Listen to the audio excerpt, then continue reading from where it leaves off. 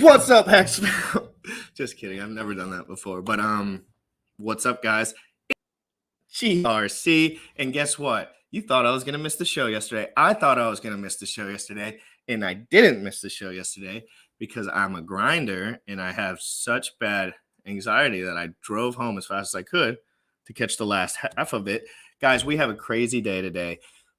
Sam was up way past his bedtime tweeting with RH last night. He's in makeup right now. He's freaking out a little bit. So let's just hope he can handle himself enough to get his point across. We all had a fun night. I'm going to the gym after this. We got rags to riches in the green room. One of the guys responsible for helping me have the confidence to start streaming, very open-minded, very nice to the new guys. He spreads the love. He's a family man. You know, we're a little bit more like gorilla apes around here, but geopolitics, the relation between geopolitics, the market. I mean, that's what I watch rags for, like in my personal time. Like when any geopolitical stuff's going on, that's usually when I start tuning into rags again, because he's on top of that stuff and I always really appreciate it. Military man, thank you for your service, sir. Guys, we have a crazy episode today. The Hexagon Fitness Challenge, everything going on. Smash the like, do all the smashies. Dude, I've been beefing up. I'm getting beefy. It's redonkulous, actually. I didn't even know I'd be getting this beefy. Guys, 2022, Hex.com, pulse chain to the future. We're never working again, guys. We're going to the moon. Let's freaking go. Biceps in the chat. Young folks, you tripping on them motherfucker. Richard Hart. Richard Hart. Bought my Hex from the fucking start. Point one every day we mark. Bought my Hex from the fucking start. Sacrificing all this bread like I'm Richard Hart. Got paid on big payday and I had a hairy start. Now I'm checking on my pulse just to check my heart. Bought my Hex from the fucking start. Sacrificing all this bread like I'm Richard Hart. Got paid on big payday and I had a hairy start. Now I'm checking on my pulse just to check my heart. Checking my MetaMask moving. Look at the Hex, he is mooning. Looking at wives they be choosing. Peter is why they be losing. Pull chains out and they'll get me a check. He's gas up and it got me a mess. Remember the times he died collect. Hex I been eating, I'm dying in the best. Getting this back like a year ago. Getting this post, I ain't letting go. Swerving the ring like a Lambo. Getting this back like a year ago. Getting this post, I ain't letting go. Swerving the ring like a Lambo. Bought my Hex from the fucking start. Sacrificing all this bread like I'm Richard Hart. Got paid on big payday and I had a hairy start. Now I'm checking on my pulse just to check my heart. Bought my Hex from the fucking start. Sacrificing all this bread like I'm Richard Hart. Got paid on big payday and I had a hairy start. Now I'm checking on my pulse just to check my heart. Richard Hart. Richard Hart.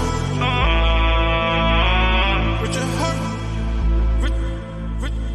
Richard Hart. What's up? How's everybody doing today? Dude, is that the best intro in the community, dude? I don't even try. That's the funny Dude, part. did you see me bobbing? Dude, I was getting down. Oh, man. you Hold talking about got my Hex from the start? on. The whole Dude, thing, man. oh, no, that's- I got to show you something. Can I show you something? It's important. Rags. I called love these. that the other. I love when the other person's a streamer and they can just like show people shit. All right, because dude, they're so- used to streaming. I call this the noisy cricket. Are you ready? Yes, sir. Whoa, what? Look at that noisy cricket. Dude, Dude. Look at that noisy cricket. Some Dude. biceps in the chat for rags to riches. that's in the over chat here. for rags to riches. You see that, man? Hey, you know, Sam, you might not know this, and Sam, Rags, I think this is the first time ever seeing each other or really talking in any way. Have you guys ever met each other before? No, I this didn't know time that before. or not. So Those Sam, this glasses are is dope, this though. is my co-host, Sam. He is my life coach of many years. He bangs out videos for the last 10 years. He's been banging out 1,000, 2,000 videos a year, just every single day, just in this like fitness, everything he's into at the time. He's very emotionally like connected to his work in the way like he wants to feel the inspiration when he's doing it. And now we've come to this point together where I mentioned to him about Hex.com, Richard Hart, stuff like this 40, 45 days, 50 days ago now. And it's like, I said, Sam, I don't care if you buy shit. I don't care if you have money. You have a lot of money. I said, learn about this shit right now. Like, Sam, I've been seeing stop you what go you're off. doing. He's going off, man. I mean, now I think if I remember correctly, my brain just holds random stuff. I'm scrolling through Twitter. You're 6'3"? 6'1", just like between 6'1", 6'2". Oh, damn. I've been funning. I've been saying you were taller than you were. You're pretty beefy, man. I mean, now what's impressive are your quads. Your legs are pretty big, dude. I noticed that. And like, you got to notice that because that's where the work's put in, right? 100%. Yeah, well, I also want to make a statement on that. So true, though. Like, Sam is fucking amazingly. His legs for someone who's 6'1", crazy. Right, like, right. Also has a lot of difference how tall you are. When you're taller, way harder. Way harder, dude.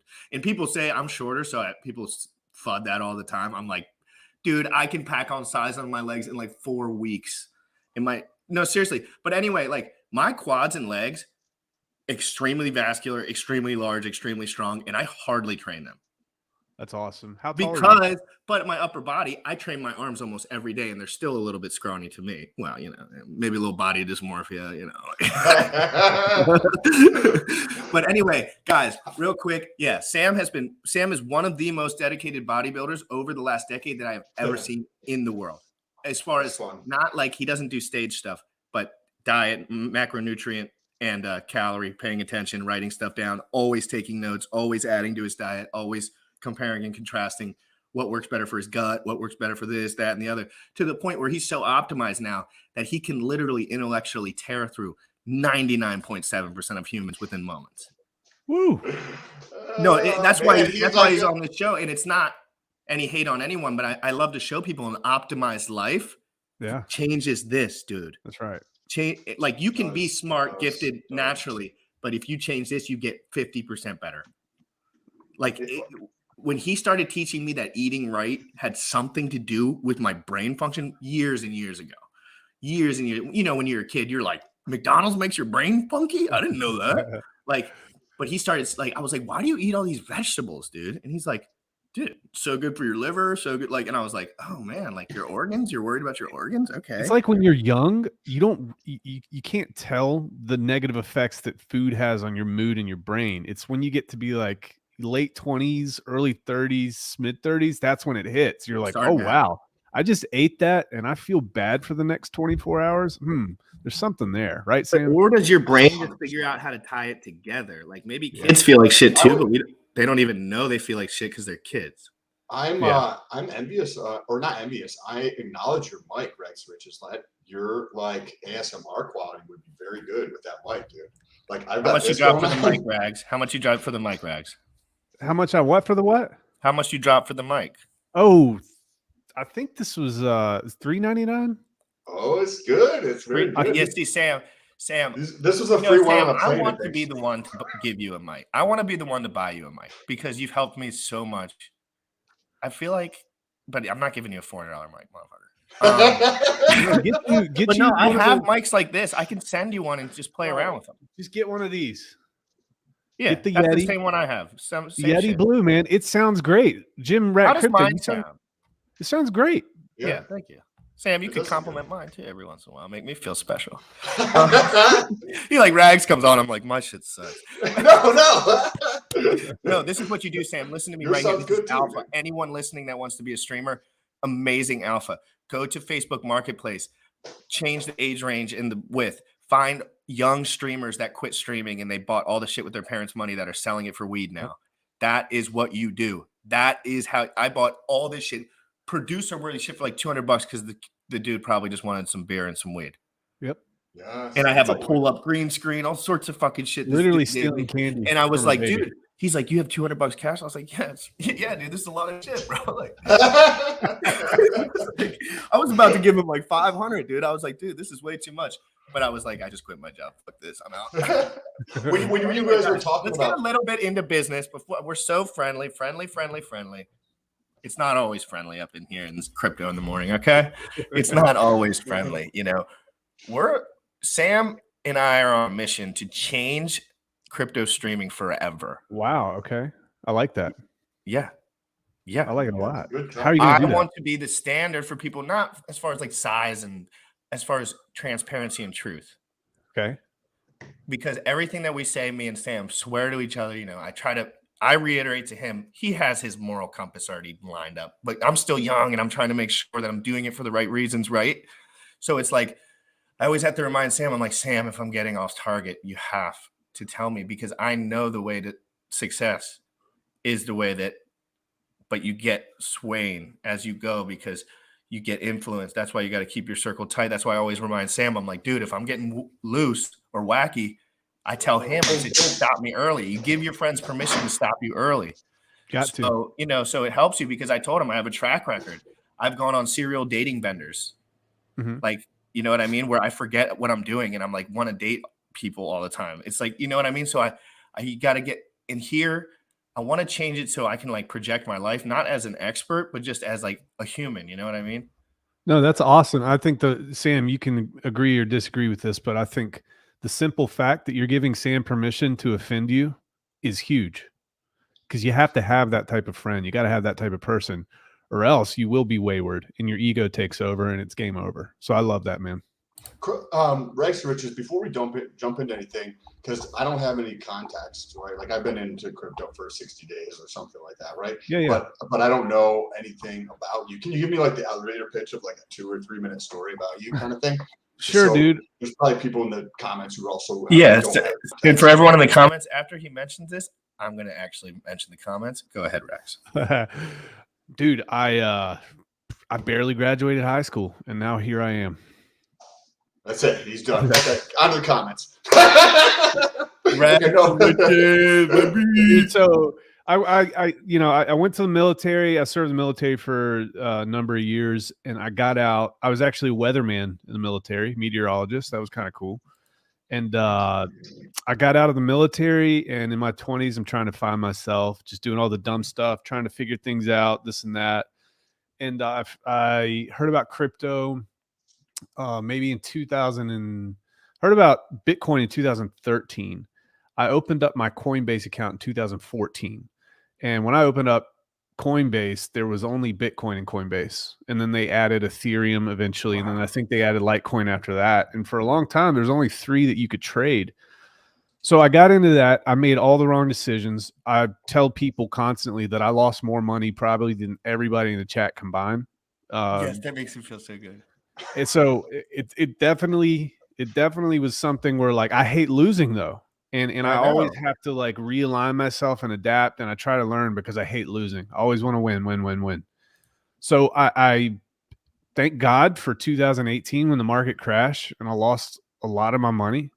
I just went on a learning binge and I was like, how can I not do this again? How can I be prepared for the next run up, for the next cycle? Were you trading at that time? Yes, trading constantly. Okay. So I forgot where it came from, but the whole DCA thing was like, okay, this makes sense. I did the trading thing. I lost way too much money doing that. So I got into DCAing. I got into the bottom of the market on a fire sale for all these coins like Cardano, Matic at the time. I got into Luna when it launched here in the past couple years, got into that. Just everything. I bought a $500 bag of Dogecoin 4 or 5 years ago, and I ended up actually forgetting about that. So I did all the things that I didn't do before, and it got me to this point. And then I found Hex, found Richard Hart, and he's preaching, dollar cost averaging, this and that. I had a Rags to Riches Telegram group before I found Hex. Oh wow, I didn't know that. Yeah, so That's I had really that. awesome. I didn't know that. So I basically onboarded everybody in my Rags to Riches Telegram group to Hex and Richard Hart and Pulse Chain. Where did you and get all the that. traffic for that? I mean, I don't know what you were dealing with back then, but like, were you just tweeting on Twitter about random Dude, crypto, no, it Ethereum, and was Bitcoin? absolutely wild. So my friends kept saying, dude, you need to make a group. You need to make a group. And I'm just at work. I'm like, dude, Bitcoin's going to do this. Go long here, go short here. I'm doing TA. I'm making people, some cash here and there. Oh yeah. And they're like, make a group. I'm like, okay, I'll make a group. I didn't even make it. One of my friends in there, actually, their brothers, Steve and Matt, They created the Telegram group for me and added me to my own group. And they said, all right, so it was just 3 of us initially. And then somebody invited somebody, and before I knew it, dude, we had hundreds of people in there. I didn't do anything except word of mouth. I started So doing. you didn't have a YouTube channel or anything? No. I started Telegram without anything. And then the questions just kept coming so much that I said, okay, I got to create a YouTube channel because I can't answer these questions. This is not scalable. So I started making videos, man, on everything that I was telling people before. If somebody asked a question, I'd be like, oh God, I got the video for that. Copy, paste, and then forget about it. Copy, paste. Because I didn't have time. I had a full-time job. I was in sales. I'm like crushing it in sales. I don't have time for that stuff. So it just kept going up. I found Richard Hart maybe like in, I'd say late 2019, early 2020. Twitter kept bringing his tweets up. And I'm like, who the hell is this asshat? And he's got the top hat on and he's talking trash. I'm like, well, this is entertaining. Follow. And he kept tweeting and tweeting and tweeting. And I'm like, I don't trust this guy. Meanwhile, I'm the guy on the left side of the bell curve that's getting poorer as everybody else is getting richer for a year and a half. And I finally got 100% on board. I had a small bag, but I got 100% on board and staked after I saw Richard Hart. What was the time frame? When did you do that? When did I stake? Yeah. I staked in 2021. 2021, guys. You hear that? 2021. We're still so early.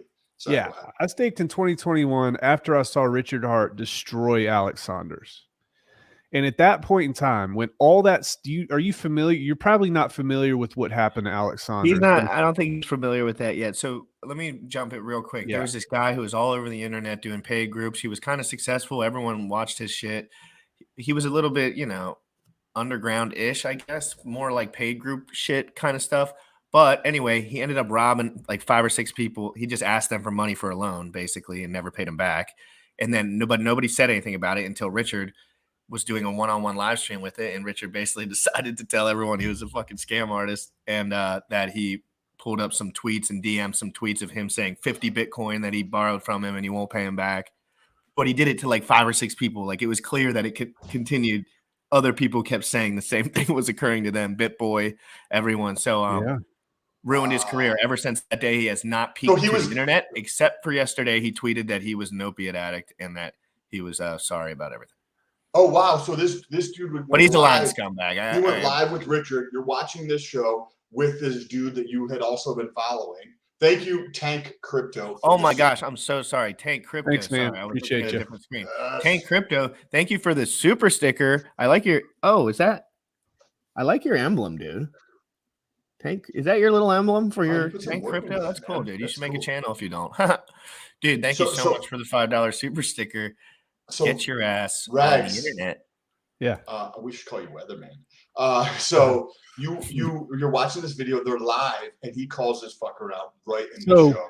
It was a very uncomfortable stream because Alex Saunders was doing what everybody else is doing, and he's like, look at this shit coin. There's no volume. And Richard's like, why would there be volume on a coin that's designed to be staked? We don't trade this. That's not the point of this. And he kept hammering Richard. Richard kept hammering him back. And then they get off the street. No, this was what really set it off. At the very end of the stream, Alex is on Richard's show, and Alex starts shilling his paid groups. And Richard goes, no, click, and disconnected him. He's like, you're not going to shill your trash paid groups here. It's not going to happen, whatever, right? So Alex goes on his Twitter and just starts slamming Richard and saying that Richard cut him off because the truth hurt and this and that. So Richard takes screenshots of Alex over like the past, 9 months or something, and shows Alex like first begging Richard for Hex to come on Richard's show to talk about Hex on Richard's show. And then secondly, he starts asking Richard for loans.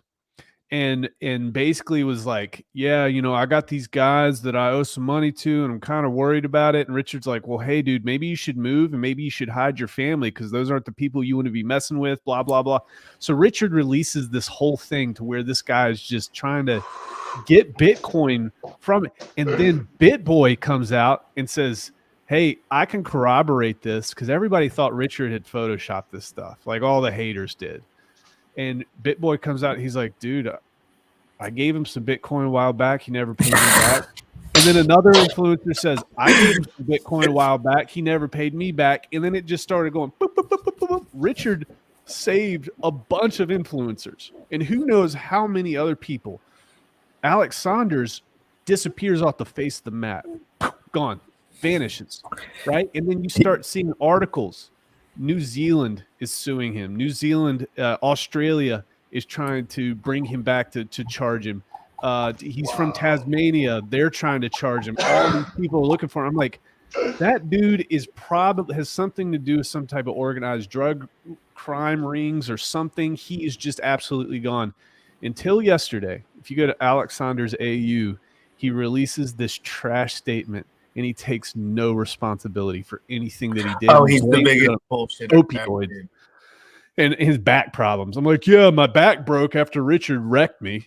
Right after Dude, this that, dude sent all this Bitcoin that he got directly to the leverage exchange. Everything he gets, he sends to, because this is what happens, Sam, when you get addicted to leverage. This is what happens. This is exactly what happens. He's not an opiate. Maybe he is an opiate addict. Maybe he's not. He's addicted to leverage. Clearly. Because if you had 50 Bitcoin at any time, he could have just been chilling. Just like he was just addicted to making some imaginary amount of money that doesn't exist in a world that he doesn't get wrecked somehow. Robbing Peter to pay Paul and begging for a payday. So you watch his stream and then you kind of like pay attention to what's happening on Twitter post. How long after this takes place did you be like, wow, I respect this. Like I like it when people call out bullshit and just like, and how long after that did you decide to be like, hey, I'm going to put some money in here? I think I did now I had to admittedly here. I did a stream teaching my community, or not even a stream, a video teaching my community on how to stake hex. And at the time it was a lot of hex. And like I had to take that video down because I don't want people seeing what I did at that time. But it was probably I think about a week after I was like on board. Everything started transpiring. I'm like, okay, I'm on board. He just saved a lot of people. He called this dude out. He wrecked him, but that's awesome because there's pockets of bad all over the world, and we have got to eradicate that. And he just did that in a big way.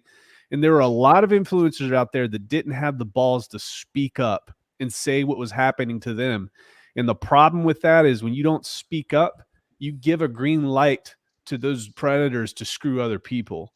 So I love that Richard did it. So I was on board at that point, 100%. And that's why mother effers don't come on this show too. Like certain people you'll never see on this show for a good reason, because they know I'm gonna cut right through that fat right away. I'm gonna be like, dude, what are you doing, and who's for what reason? If they're doing something normal, who cares? But if it's directly involved in crypto, like this is a crypto show, so I'm gonna dive balls deep into that, right? If he has a business selling lawn shit and it's shady, I don't give a fuck. Like, yeah, you know what I mean? No, and it's our responsibility to do that. That's what I'm here for. I feel this goes in real life too, Rags. As men, like, yes, we need more strong men. We need more strong women in the world, across the world today, to stand up to the bullshit, not just in terms of like what's happening with the government, but what is also happening with your friends when they make excuses and they just lie about their own future to themselves. And you got to call them out on that. And you can do it in a tactful way. If you're new to calling somebody out on their bullshit, like the first couple of times might be a little bit awkward and you might like bring some emotions to the surface in your response to them. It's easier when you have 27-inch quads. You're piercing out of your short shorts while you're 6'1" on over top of the guy. No, but he's so right. Like you do have to get to the point where you have to stick your finger into other men's chests and say, if you don't believe what you're saying, I'm going to make that known to everyone. Like I believe what I'm saying, and if you don't, I'm gonna push you out of this conversation. And that's the problem with all this is like. For most of my upbringing, I grew up in a society that tried to dumb us down and basically dampen us down, real men. And at this point, I'd say it really switched for me in the military. I said, I am done listening to freaking children and idiots tell me what to do and tell me who I should be and who I shouldn't be. And I'm tired of listening to other people lie about things and not saying anything. I said, I'm done with it. So I'm completely done with that. I'm going to speak truth to everything now. And I don't care if it offends you, because truth fixes things. Anti-truth does not. So I think you guys, both you guys, also feel the same way. I get that vibe from you, just about And the world in general. when you look back at your life, I bet when you were not necessarily as committed to the truth, you probably intrinsically knew at some level, but as you committed to the truth, I bet your life and mental state is far more peaceful today, because you don't have to, right? You're committing, dude. When you commit to the truth, it's freeing. You don't have to worry about anything. And it wasn't that I was lying. It was that I wasn't standing up for what was right, because we are taught from a young age not to cause problems, right? Don't, just keep your mouth shut, just stay low. They'll do what they'll do, and it'll come back to get them eventually, this and that. But I don't like that passive way of approaching things, especially like we said, when you when you know of something bad that's happening and somebody's doing something wrong, you don't say anything. You're complicit in all the other victims that they're going to create. So yeah, And it starts with, like, because I was in the same spot, but I did it, with myself in many regards. And as you do that, the first person that you call out, first person I call out is myself. And like the first person, I'm like, bro, you're fucking your shit up. You're not committing to doing your shit. You're saying this and you're not doing it. Like, it's like you need to punch yourself in the face, because like I have goosebumps, because this is like a real thing. You have to commit to the truth for yourself and be brutally honest with yourself, because you can't grow. You can't move forward. You can't learn. People want change, but they don't want to fucking change. Dude, Like, and I think that's in terms of maturation and development for a man, at least, I think that's the most important thing. The ability to self-audit, the ability to step outside yourself and look at yourself and point the finger at you instead of other people. And when you can get to that point and you understand that that's the only way that your life actually moves forward, everything gets better. But there's a lot of men that we know, man. There's a lot of people that we know in general that never have that ability. They stop aging emotionally at like the age of 17, 18, 19, and Right they when stay they start that way having emotionally kids forever. and shit. If you haven't done that kind of thinking at all, by the time you have a family and you have pressure on you financially, like, I'm not saying you can't think like that when you have kids, but it's like once you have kids, like, your progress in that kind of mental space, because someone's relying on you now, right? So it's like, I'll kill another man when it comes to your family, right? Like, if you're out of shit, that's what I understand. When people say they're struggling, this is the problem with streamers. They don't want to say they're struggling if they are not struggling, but like, hey guys, I'm trying to make money. But no, they say I've been fucking rich for a fucking decade. Mhm. And I'm like, whoopsie, you made a mistake a decade ago, because you've been broke the whole time. And now everyone thinks you're rich, dude. And it's okay to be transparent. I tell people, guys, this is how transparent I am. I'm like, I got 4 or 5 months of money. And at that point, if I'm looking like I'm about to die, maybe something's going on. But I tell people, I'm like, yeah, I'm not rich. I can hardly afford steak. But at the same time, I'm choosing to do this. I could have just worked my job and not been, you know what I mean? Like, it wasn't like someone was like, Scott, you better start streaming and quit. But that authenticity is 100% yeah, true. it's like, dude, guys, I'm not a genius. I don't want to teach you guys things. No one that is talking to you is a genius. No one. There is no geniuses. Everyone has different skills. I am a genius compared to Richard when it comes to dieting. Trust me. Trust me. Right. Trust me. And he would say the same thing, dude. He probably has not spent as much time researching dieting as I. Yeah. So are you spent still much working? more time learning about programming and computers and Bitcoin mining and blah, blah, blah, blah, blah, all the way through to the point where now he's a leader in the space because he's willing to open his fucking mouth and not get paid to have a big stick shoved up his ass. Yeah, he's heavy, whatever, doesn't matter. He won't get paid to play. That's Huge. That's what separates Richard. He will not accept your money because he knows that he's a leader in a certain position. Everyone's in a different position. He's in that position, right? And like, he will not accept money because he's saying, guys, I'm a leader in this space. I'm taking control. I'm going to be number one in this space. No one's going to pay me. I'll pay them. I mean, I think I have superpowers. Maybe not a genius, but I do believe I have superpowers. Somebody You do have superpowers. Sam's the only one that doesn't count on that. Dan said, Sam's over here like Romanian Dan says that Rags is a genius. Oh yeah, he's one of my Filipino virtual assistants. I pay him to come in here and do that on every he stream. makes memes for me, dude. I love his fucking memes, dude. Oh yeah, dude. He'll make these videos and they're like. He's the meme sponsor of this channel, and he never accepted the role. Well, thank you. I'll take it. The video clips that he puts out. So Rags, are you currently still doing sales? No, I actually. So I'm going to be pretty transparent about this too. This is kind of a weird story. So I was in sales. And I was in sales. I've been in sales for probably 9 years. My mom always told me I'd be really good at it. I'm like, shut up, Mom. You don't know anything about my life. And then I got older and I tried it and I crushed. I made 6 figures. I'm pretty proud about this. 6 figures selling cell phones. And that's really freaking hard to do. Like, that's a grind, slinging cell phones, right? So I did that. And then I was like, you know what? I got to level up. I got to move up. I got this crypto thing. I got to fund the crypto. I got to fund it. I got to figure out how to make more money. I'm tired of selling cell phones. I got into financial advising right about the same time that I started doing my YouTube channel, right? I get called in the office and they're like, hey, listen, we found out you have a YouTube channel. We found out it's about crypto. You're going to have to go ahead and give that up. We can't take on that liability of you giving out financial advice on your YouTube channel and you being securities licensed. Like, that's just not something we're for the 555 state. Thank you, Bob. Bob, that's good. T dot. I love it. Dude, Bob's one of my favorite guys. Bob / Maximus Guy 5. Dude, the fact that Bob put his name behind something, I FOMO'd when Bob put his name behind it. When Bob puts his name on anything, I FOMO. So just know that moving forward, if you ever have a rug pull, Bob, just lay it on me. That's right.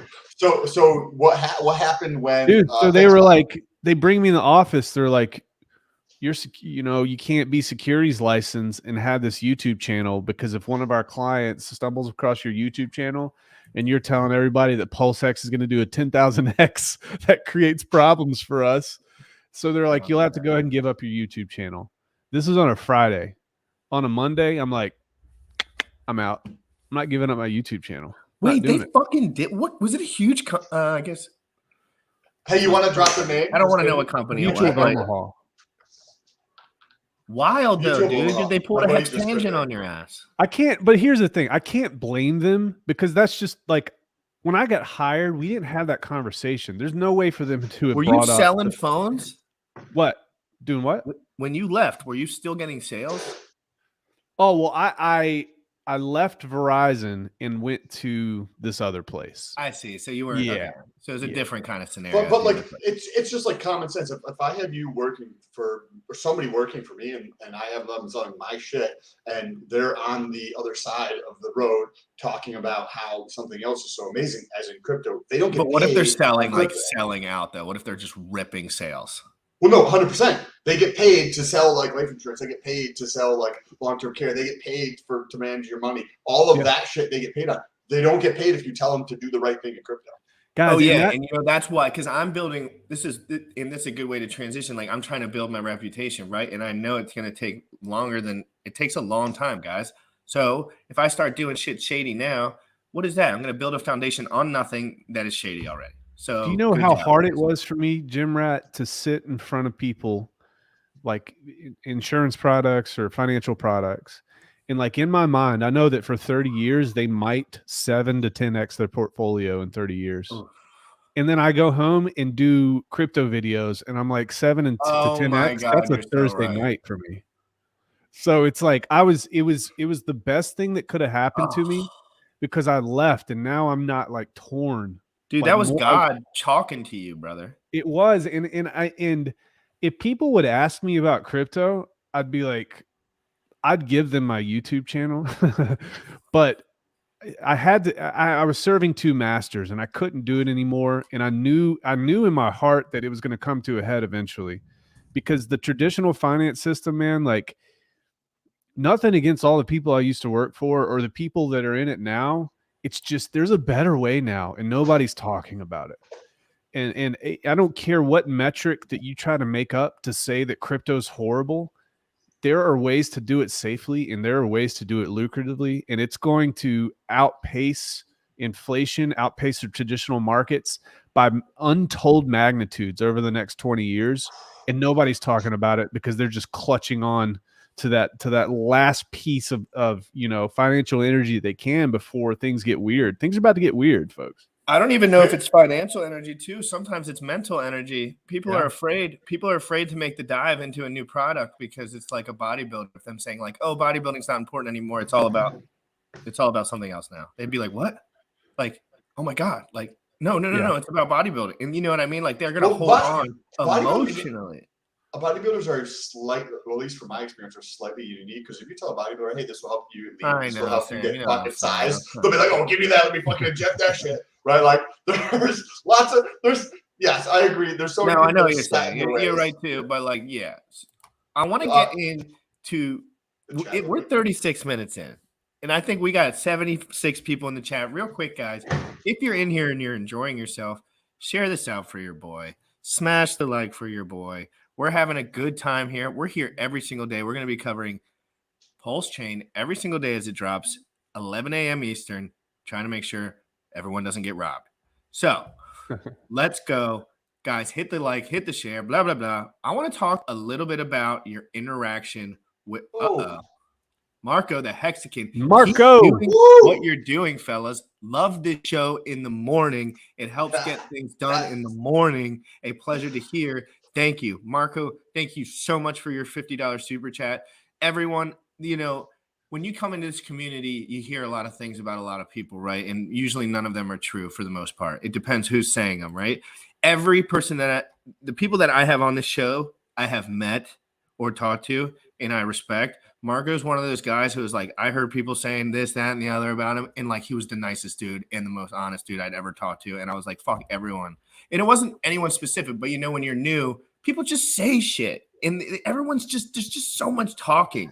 People are in groups talking about people, talk this, that, the other, like, and to the point where nothing's even real anymore. But I'm telling you, some of these guys, these Hexicans, get to know them, send them a DM. Marco's one of them. He's a freaking beast. Marco, Motley investor, and maybe like a handful of other people. They were one of the first people that were like supporting me early on. Like I had less than 1,000 subs on YouTube, and nobody else was. So, dude, I love Marco, man. I love me some Marco.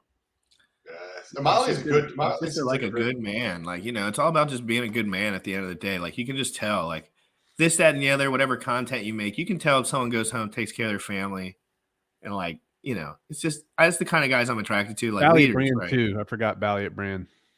Oh my god, Valiant Brand's literally. He was my first interview. Valiant Brand was like my first. Like he was like before I even staked Hex on the phone with me. Like literally like Telegram phone calls, just like talking to me about like how great this is going to be moving forward. Like just like geeking out about the future. Just like of technology and money and all that shit. And this dude was already retired, and I was like working some pleb job. I didn't even have any Hex. I was just we're just chit chatting. Like this is like I was like, these guys are so weird. Like, why do they just want to talk? And it's like they want to meet like-minded people. Yeah. And I was showing myself as a like-minded person, kind of online, I guess. You have Hex, right? Originally, where you have Hex, and that's kind of gate kept in several different ways, right? So then you're in the community and you want to share like private information. When something happens in your personal life that is exciting or fun, or like you just made progress or growth, like you want to tell people about it. You're like, hey baby, like this is what's up, right? Or you tell your friends about it, right? So you have that. And then you also have this gargantuan, like Grand Canyon of a knowledge gap between people in crypto and like everybody else. And so you can't, the two of these together where people are just like, they want to share this amazing thing, and then they also want to like bring people up to speed and get them across that Grand Canyon of a knowledge gap. And it is like Grand Central with this community. There are so many awesome people in this community willing to help out, willing to share information, like getting on phone calls. Like, because you can save a life in 17 minutes if someone's paying attention. You know what I mean? It's also a lot of value. Like when somebody comes up to me, right? Like someone like Sam, I'm like, Sam has a lot of potential energy moving forward. This is just me physically, reality. Someone like Sam comes up to me, I'm like, this dude's a grinder. Like if he knows about this shit and gets rich as fuck, like he's gonna want to be cool with me. Not like money, but like cool with me, right? Like you trying to build people that are cool with you too, that are awesome and that have a lot of potential energy. So if you have business ideas moving forward, it's just a little bit more easy to like, I'm always been a networker myself. So like finding people, talking to people, adding value into people's lives. That's kind of what I've always done. Like I've just tried to jump in. Hey, Sam, can I give you some money to like talk to me for an hour? Like that's how I started. I just DM'd him online like years ago. And I was like, can I just pay for an hour or so of your time? And he was like, yeah, sure. Yeah, that's how it worked. Like I didn't know at all. I had like no subs. So he was probably just like, yeah, whatever. Look, what but is immediately this? Immediately I FaceTimed him so he would know. Like I'm here. Oh my God. Hex and Chill Girl. Wow. Hex and Chill Girl. $100. No matter what anyone says about anyone, doesn't matter. Hex and Chill Girl. She is so awesome. She's so sweet. She sends me like motivational, like fucking, like how girls will send you a nice motivational little meme or what. They're not memes, but they're like, I only read memes, so I don't even know what else to call pictures, but like motivational shit where it's just like, keep grinding, do all this shit. Like she's just super nice. She's a mom. She's awesome. Thank you for the 99 super chat. You keep it up, Hex and Chill Girl. And you should come on the show sometime and chill. Yes. So there is a ton of comments in here. I just want to say hi. Chad is always in here supporting Hector, Sandy Beach, Hexkin Tattooer. What's good? Hexkin Siren. How you doing? Taffrin. Hex Siren. I love you, Hex Siren. She's amazing too. Hex Siren. It's amazing. So Siren's awesome. I want before you came on, Regs. GRC was letting me know that you focus on some macro stuff. Is that so? I want to show you some data, macro level data, and then I'd love to hear your thoughts on this. Okay. Let me see if I can pull this up to give it a little bit of preview. This is the largest search engine in the world and the second largest search engine. So Google and YouTube on Google Trends for the word crypto over the last 5 years. And it's very interesting, right? So let me pull this up so you guys can see this. And then I want to hear your thoughts on this. Yeah. Because I found this yesterday. And I was like, I'm going to actually do a separate video on it today. Let me make it a little bit bigger so we can. This is where it gets good, Rags. Rags, this is kind of Sam. Like, this is a lot of what I've learned from Sam is like, well, just a piece of what I've learned from Sam. It's just like he does a lot of these Google Analytics. Like he loves looking at who's clicking on websites at how frequently, where, United States. Like, so he's done a lot of comparing and contrasting over the last week. I'd say PancakeSwap, Uniswap, PulseX, stuff like that. Just terminologies in crypto because he's so new that he's just like, let me get a broad look at just who's clicking these buttons, right? And that's what, at least if I might be phrasing that wrong, but no, but I want to. Because I don't have any clue what's going on. And I think of like research or like understanding as a mosaic, right? If you look at like a picture, say this picture of myself, but it was a mosaic and it's tiny little itty bitty pieces of things that all come together. And it's like, oh, that's Sam's face. You better remember that thought because I'm going to stop you right there. Hex Siren, I can buy steak. Guys, I'm not going to lie.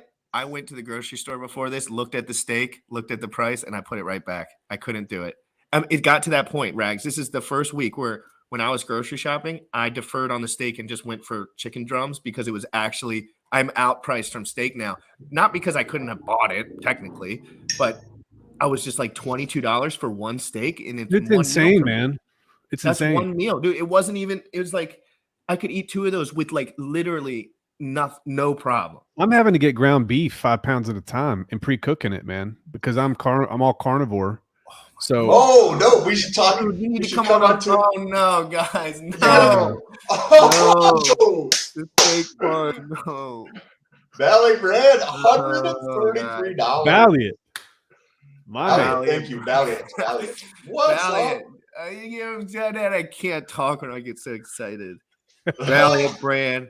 You know, By the way, anybody who when this doesn't show have first the, started, Valiant Brand messaged me on Telegram and he said, "Send me your information for Zelly or something." And Yeah, and Zell. I was like, "I don't know what Zelly is," and he said, "Well, download it." And I said, "Okay." So I downloaded Zelly, right? And he wouldn't have wanted me to say this, but it was so long ago now that I'm going to say it. And I think I told Sam this anyway. But and he said, "I'm gonna send you some money," and I was like, "Dude, you don't have to." Blah blah blah. Classic. Like I just stopped working, so I mean, I did have money at the time, probably more. And he was like, he just sent me like $800, and then he was like, "Dude, you're doing such a good job," and I was like, "What the fuck?" I was like, and that's when I just decided I was like, you know what, I'm gonna take this to the next level because I'm doing something right. It wasn't about the money. Like I don't think I've ever taken money out of the super chat thing, but like, it wasn't about the money. It was like I was like, why? Why is this occurring? Like put the money all aside. Obviously, I was working for so long. I had money at some points, no money at some points, but I was just like, why are they sending this money in this day and age on a platform that's literally a Nazi platform? Like, and it's just like it's because they want this to continue moving forward for all of us. It's like a collective thing, and then it makes you want to in turn act the same way. It like when someone sends me that, it makes me want not to send money, but to like be more aggressive in finding content that's valuable, right? Where I could easily just say 10,000. I could just be like Rags and say pulse to the moon, 10,000. No, I'm just kidding. No, but that's what a lot of guys do. Their first video is Hex a scam? Right. The first video they ever make will be, is Hex a scam? And it's just like, you don't have to do that. You can provide real value and really learn. And I got to call these two out one more time. A mic for Sam. Sam, I actually do have a mic right here, and I'm sending it to you today. It's not Sam is a bodybuilder, guys. It's not as much about him being able to buy this stuff as it is like out of his character to buy anything. Well, let me share. Let me share very, very quickly what my setup is. I have a computer that is 10 years old that does not have a Wi-Fi chip in it. So let me explain to that. So back in the day, you could buy computers and you could do stuff on computers, and you could buy software and you'd put in like a CD into the computer to get your software, and there was no Wi-Fi. If you wanted internet, you plugged in the Ethernet in the back of the computer. That is what I have here, and I literally tether it to another device that has Wi-Fi to be able to stream on here. My antiquated setup is at some point I will update. Do you have a USB? Do you have a USB port? I do. You could get one of those USB Wi-Fi sticks. Plug that in too. After the show, guys, when we get off, let's talk in the green room for like 10 minutes. Rags, I also have a couple questions for you about the setup. And Sam, once I move in with you, if you get your internet figured, like I have like excess shit here. Somebody's actually at the door, so take me down and you guys chat for a second and let me get out of here. Yeah. Guys, let me address the super chats before I get back to Rags real quick. Look at the production quality, by the way. Boom. I know it's out of control. I saw your thumbnails too, dude. I'm impressed. That's not me. That's bullish. I have a producer. Well, it keeps it the same. It keeps it the same. I like. Well, that's what he was telling me. He knows about the optimization, and he says this is just optimization. Yeah. Oh my God, Siren. Wow. See, no, they want you to keep streaming, bro. And I think Valiant. I get weird when people send me shit like in my life. Like it's been so like. No, not in my life. Just like it's just weird. It's just like a weird thing. You said your stakes for 22. You know, it's probably a good thing, but like, it's just this is what I love. This is just exactly what I've always wanted to do. I've been watching YouTube live streams, doing paid groups for the last decade. It's all I've done, other than like hang out with friends, I guess. The market rewards you, man, for good content. That's what's happening right now. You're doing good things. You're getting rewarded for it. Good for you, man. I don't know if I can. Now I'm definitely not going to be able to keep up 55. With the fucking chat. Thank you so much, Siren. Hex Phantom, thank you so much, dude. Thanks, Hex Fam. Guys, +1 if you need to take his shirt off. +1 to take the shirt off. I'll take the shirt off for take it off, man. They're paying you. You might as well take it off, dude. When Sam comes back, I'll rip the shirt off. You know, it is so funny, Rags. Another weird thing about me is like, I went through this whole ego transformation from like 24 to like 27, where I was like bodybuilding, didn't care about anything other than like my look, not even my looks, just like my ego and my social shit and all that. That's all I cared about. And I got it out of my system to the point where it's like people think it's weird that I'm flexing in front of a bunch of dudes, but like I don't even leave my house. So it's like it doesn't matter. Like it like I've had, I've had so many experiences with so many people at this point that it's like, dude, we all just want Hex to Moon. This is all we love now. Like this is what we love. Like I don't care. And I love fitness too. And I also love to show people what's possible. Like you can be fit and sit at your computer all day. Like it's not that hard. I see, dude. You've been making those. You've been grilling out chicken breasts, man, like crazy. Dude, chicken thigh is literally my savior, dude. Yeah, You cannot go wrong with chicken thigh, dude. You just cannot. You can't overcook it too easily, and it's juicy and it stays juicy. And fuck, man. And I got some drumsticks for later, dude. We're grilling out, baby. We're going drumsticks, guys. Thank you so much for all the super chats. Absolutely incredible, guys. I can't believe how nice and generous you are. We do have a topic actually.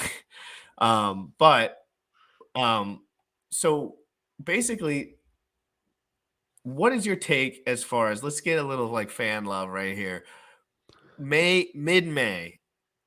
You like to pay attention to like the hype with this kind of stuff. Do you think mid-May is realistic? But I mean, I have no clue about that shit, dude. Like, I just don't have the slightest clue what's behind the scenes on all I that think stuff. maybe like I think mid-May. Originally, I thought by the end of this month. I think a cool date to launch would be on May 5th, Cinco de Mayo 5555. I think that'd be kind of cool. Everyone wants it to be on a fun day. It's probably like when the last dev like crawls out of the room bleeding, and he's like, "Press the button."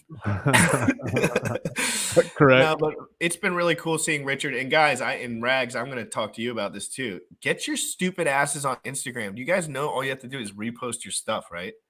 Like, you guys realize this is the future, right? So if you have a base on Instagram, when the future starts occurring, you're gonna be popular just because you're there. So you might as well just repost your shit, because guys like me will like it. I'll just, I like all the people, all the Hex people like all the Hex people's shit on there. You got that down to a science, because I remember when we streamed the first time, you said this is what you do on Instagram. This is what you do with the girls. You go to the gym, you talk to a bunch of girls, you say, hey, let me get your Instagram. They go to your Instagram, they see you're a fun-loving guy, you're at the beach, you're having a good time, you're happy, this and that. And that's how you seal the deal. It works for crypto too, guys. It works for crypto too. I realized this afterwards. People like handsome, ripped people. It's a really odd, and but I mean, again, guys, I'm taking pictures. Like some pictures, I look like a freaking homeless dude. Like when I literally picked out of like a bunch of pictures. You know what I mean? So hold on, I want to pull this up real quick. Look at your chat. This can change your life right here, guys. I'm going to say this in front of everyone. I don't bring this up on this show ever, but I'm going to say it now. This can change your life. I do not have to date. I don't have to do much. People come here and they see this page and they say, he seems like a guy who's friendly enough to at least have a drink with or have a chat with. Is that fair to say, Rags? Fair. Okay, so I'm not saying anything more than that. I'm not saying that a girl is like, oh my God, I will do what weird shit. No, they say, look, he clearly has a business. I could probably look him up, this, that, and the other, blah, blah, blah. Meet the 6'5" ex-basketball star who stole Sasha Obama's somebody car. just gave you $200. What? 200 and $9.99. Wes, thank you so much. Excelsior. Dude. Hex, sorry, I was clicked over. Excelsior. Let's win together, paying it forward. Guys, I feel uncomfortable. the immediate reaction is uncomfortability, but it's like really grateful too, uncomfortability. Like, thank you. I tried to do this the right way early on, Rags. I told myself, if you do this the right way, it will work out better. It's working out. I went 2 months, 15 hours a day, and it worked out, right? Like but I was researching for a year beforehand, a year watching all these guys every single day. Everything that Richard Hart came out with, I was studying, I was writing down shit. And then I was ready, I was ready to make a jump. and then I got hacked, and then I was double ready. Bro, I'm so proud of you, man. I can't be more proud of you. I've seen it, and you really, like I told you before, I've said this publicly, it solidified it when you turned that hack into, you springboarded that, man. Well done, dude. So proud of you, man. That's how I do everything in my life, though, because at the end of the day, I'm here by myself, dude. Like, it's like there's no one coming to save me. Yeah. You know what I mean? Like, who am I gonna cry to about the hack? Right. Like, who's gonna make it feel better? Me tomorrow when I kick everyone's ass like I do every day. And you owned You know it. what I mean? Like, I'll make it feel better when I'm at the gym tomorrow morning, and I get 12 hours of work done by 4 p.m. and I'm done. My work day is done, and most people are just rolling out of shit. Like, and I just know you can just project yourself. If it's just about what you do, right? If you do something over and over again, you can predict that other people aren't doing it, because I could see people, dude. Like, I see what they're doing. Like, they're either, some people are rich and fat, some people are fat and poor, some people, you know, like, but rarely, every once in a while, you can get yourself into a mental state that's just blissful enough where you can have money, have a good family, and have fitness. But it takes 100% transformation of everything that you're doing. You have to want to be healthy because you want to live longer, because you wake up in the morning and you love your life. That's like the key that most people don't get. When I wake up in the morning, I'm excited about my opportunities moving forward. And it's great. And it's like, it doesn't matter if I never even did this stream. If the stream erased everything erased, tomorrow morning I'd be like, there's 1.5 million things we can get going. Love There's it. a lot of opportunity, dude. Rags was was like, dude, Rags was the first dude to be like, StreamYard, dude, a caveman could do it. And I was like, really? Like, really? And he was like, dude, 2 clicks and you're done. And I was like, oh shit, really? And that's how it was kind of moving forward. Hey, Sam, who was that? Was that the pizza man? That was so the setup for the computer, this beautiful computer, this ancient antique. I'll put it into a museum when I'm done with it. But if you've been following on Twitter at all, I have the worst internet setup on the outside of the house for some reasons, and it's finally getting corrected and being put underground properly. And that was the dude who's going to be putting underground. I see that I missed a lot. Yeah, we had a lot. There was it got weird. Like, yeah, there's like a bunch of them. Wow, thank you for everybody. That's and amazing. We just kind of went through like how happy, I talked about all the super chats, and I was like, I knew the second I started this, if I did it this way, it would work out. But I knew I would fail 100% if I did it the other way. So it wasn't for me, like, it wasn't a moral thing or like an honesty thing. It wasn't like I want to come in here and be honest so everyone knows this is the right thing to do. I don't give a shit what other people think about all that shit. All I knew is people need to trust me in order for me to have a brand moving forward. They have to trust me. How do you earn trust? You do the same thing every fucking day. I know for a fact Sam is going to wake up at whatever time he wakes up, 5 or 6 a.m. tomorrow. If I was about to die, I would trust that he would walk through that door, because he does it every day. There's just no question. That's why he's my partner or my friend, and someone I want to work with moving forward, is because you can't find anyone in 2022 who's going to be there no matter what. Right. And that's something that a lot of bodybuilders do have in common. I'm going to shut up for 5 seconds. Let's get Rag's opinion on this. Yes, please, go. This chart here. So so this is the breakdown in terms of this time period is at the end of 2020. So I didn't look up the news, like old news, to see what was happening this time. It could have been when Canada was turning into China at this point, but like, look at the gargantuan, uptake in search interest, right? Because we know about how powerful intent-based ads are. And this is the largest search engine in the world. If you do the same thing for the second largest search engine, which is YouTube search volume, it's basically a mirror image, right? So what are your thoughts on this from like a macro standpoint? I think that when you look back, right, in you said that was 2018, it looks like. So that's this was 2020 here, but all the way back to the beginning. Yeah. You go all the way back. 2018, that was the blow off top. That's when Bitcoin went to like 19,700, almost 20,000. And everybody's Googling it. Everybody's trying to figure out, how can I get Bitcoin? How can I be rich? All those people at that spike, they bought the top. They bought the top, and they got wrecked. But little did they know, all they had to do was hold for about 2 years. They'd make their money back plus about a 10x. They didn't realize that. If they had dollar cost averaged, here's a cool little stat. If you dollar cost average from January of 2018 all the way to March 21st or March 20th of 2021, if you put $400 into Bitcoin, for example, you would have made $140,000 in about 24 months. Well, say it again. So if you're putting $400 in a month, $400 a month from January 1st, 2018 to March 20th, 2021, you would have made $140,000. wow, guys, listen to that. So 400 times 24 months is you put $9,600 in, and you have a, what is that? A 14x increase, and that's on BTC.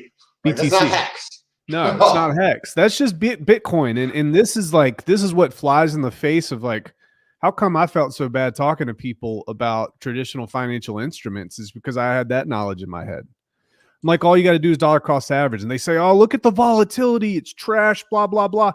It has gone up 6.5 million X.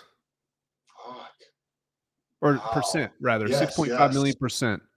60, so that is just like absolutely insane. And that goes for any crypto that has a really good community. It has a history of success with the founder. It has a lot of spotlight social media wise, and it has like a good team behind it. You can dollar cost average into this stuff, and you can make more in 2 years than you could make in 30 years on your money, like ROI wise. So if you extend that out 2 years, you're making a 10x, and then you dollar cost average, you make a 10x on your 10x, you just made 100x, and you can retire in 2 to 4 years. This is the long game that we talk about. These cycles are what we talk about. So what I'm looking at here is a couple things. We see a massive amount of interest back then. We see a big amount of interest going past 2019 into 2020 because you had the DeFi revolution, DeFi summer, etc. And then you see it take off when the market took off late 2020 into 2021. Guys, there's other things happening now too. There's things that I'm going to make a video on that's very, very important. Every country of the world now is looking to shift their traditional fiat currency into a digital dollar or a digital ruble or a digital pound, whatever the case may be. I have to see how that works. How does that work exactly? I'm going to tell you this. It's scary. When you do that, let me know, because for price appreciation, I need to know it like detail wise, like because all these countries are also in debt. So what are they just adopting it? Like, guys, here's what's happened. So here's all right. If you could look at this objectively, and you look at the United States, and they've got traditional fiat currency, and they're inflating the currency to oblivion. They're trying to make the dollar go away. Why would they be doing that? It's to give them an excuse to replace it with something else.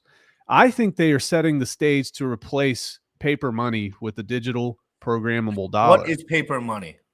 Paper money does it actually exist? It doesn't. Does not exist. It's already gone. Because there are no rules. There used to be rules. There used to be a gold standard. There are no rules anymore. None. So everybody's worried about China attacking the US dollar and Russia attacking the US dollar. The biggest problem here is the United States attacking the US dollar. That's they refuse to make a system which people are accountable long term for the legislation that they're making. Therefore, it just causes downstream problems for everyone. Dude, if you look at history, if you read Adam Smith was he studied cultures and civilizations for the past 1,000 years. And this is the type of thing. When you have government that's in charge of financial instruments, they inflate, they pay people around them, and then they destroy the currency. And it happens over and over and over again. It's called discretionary spending. Why do they say discretionary? It's because it takes the decision of a man. It means it's subjective. That means we have to bet on. We hope that the next guy who's in charge of the money system is smarter than the guy before, because if we're not, we're screwed. Crypto's the only way to fix it. Like if there's no other real way to fix it other than make it unattainable by man to change. Rags, think of Yeah. like the digital dollar, the digital yuan, and then every other country is going to come out with their version of it. Now, think of those if they were in actual crypto. You and I and GRC, if somebody comes on and be like, "Hey, check out this new thing. It's good. This is crazy, right?" We would look at this and we would be like, "Oh, admin keys. Oh, you have to give up your like seed phrases. Oh, wait, this is a fucking rug pull waiting to happen. Like digital dollars, digital yuan is like." If you compare it to real crypto, it's like this is the worst scam there is out there. Guys, it's scary. It's actually the digital dollar and the CBDC is the most nightmarish thing imaginable, in my opinion. Now, here's why. The digital dollar is not backed by private banks. It's going to be backed by the Federal Reserve. That's scary in and of itself. It's massive centralization, right? So that means that you don't owe a private bank, you owe the government. Now, what does that mean too? If this money is programmable and this money has some form of admin keys and this money is the CBDC network, it's a network. It's kind of like Ethereum. It's a layer one. You're going to be able to build on top of it. If you have your business that's run on the CBDC and the government decides that you've done something funky, instantly with the push a button, it can completely nullify all the funds in your bank account. I feel like that already exists to a degree. No, because there's cash. They can't nullify cash in your hand. You can You still can't even use that. cash to get a smoothie at the tropical smoothie down the street from my house. You can't? Nope, they don't accept Well, it. But cash allows you to do a lot of shit. Like you can still buy a house. No, I know, but I'm saying, like, what if people say no more cash accepted? Here's the scary part too. It's legal here. What if it's illegal everywhere? And then it's just like, so I'm saying, like, what if, as far as like, obviously adoption on that would be stupid. Well, there's always people who will, like, I bought this house with cash, right? Like in the sense that it's the mortgage is not underneath my name.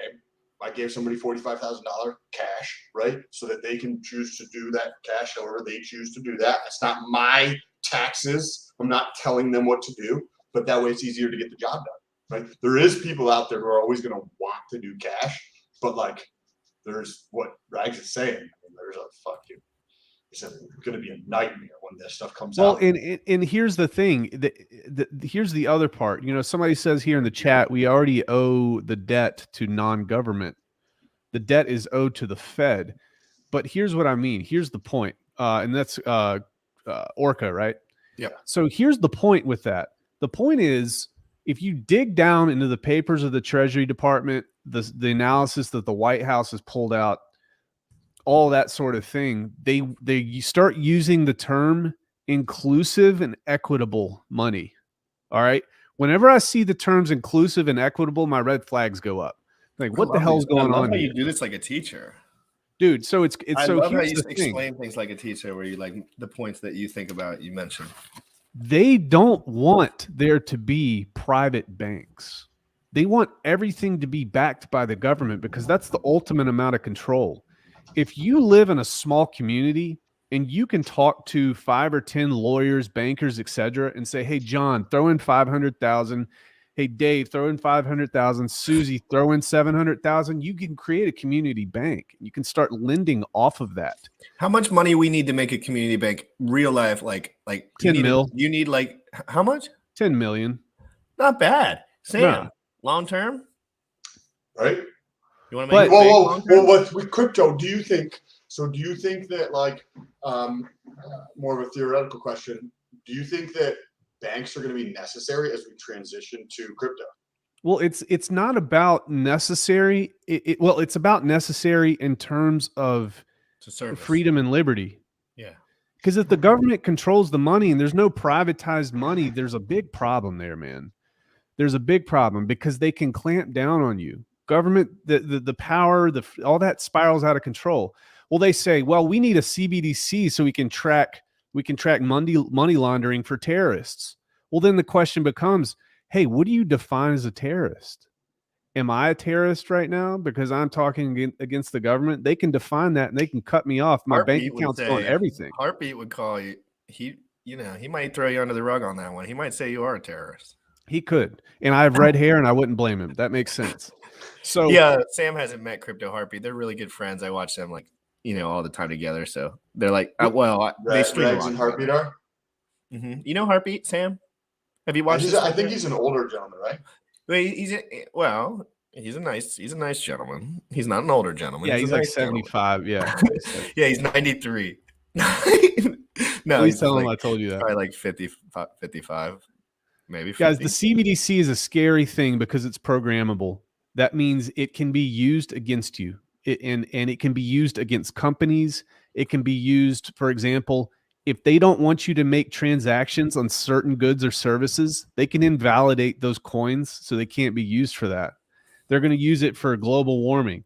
You can't use CBDCs to pay oil companies, and that's going to cause oil companies to have issues. And they're going to do all these things. It's a power thing, dude, and it's scary. We have got to have checks and balances. That's why the blockchain, that's why no admin keys work so well. They're going to take everything from blockchain, twist it into their own little thing, and create a really big problem for us. So we got to stick to what we have, like Pulse Chain, things like that. We've got to stick to this. That's our only pushback. If they control healthcare, education, which they already do, and if they start controlling the money even more, we're in a world of hurt. At least our kids I are. might go to arms for Pulse Chain. Dude. I might, dude. Like if it was like this or that, like you got to go back to this random normie job or like just army up for Pulse Chain. I'd be like, dude, let's army up. Dude, learn about it, guys. I'm telling you, Google CBDC pros and cons and realize that it's programmable and it's scary. There will be no need for the IRS anymore. And you think that's good. How does this happen? How does this occur? How does this play out in their favor if so everything they wanted went? I learned that too. So it has something to do with the equitable part, right? Here's what I've found out.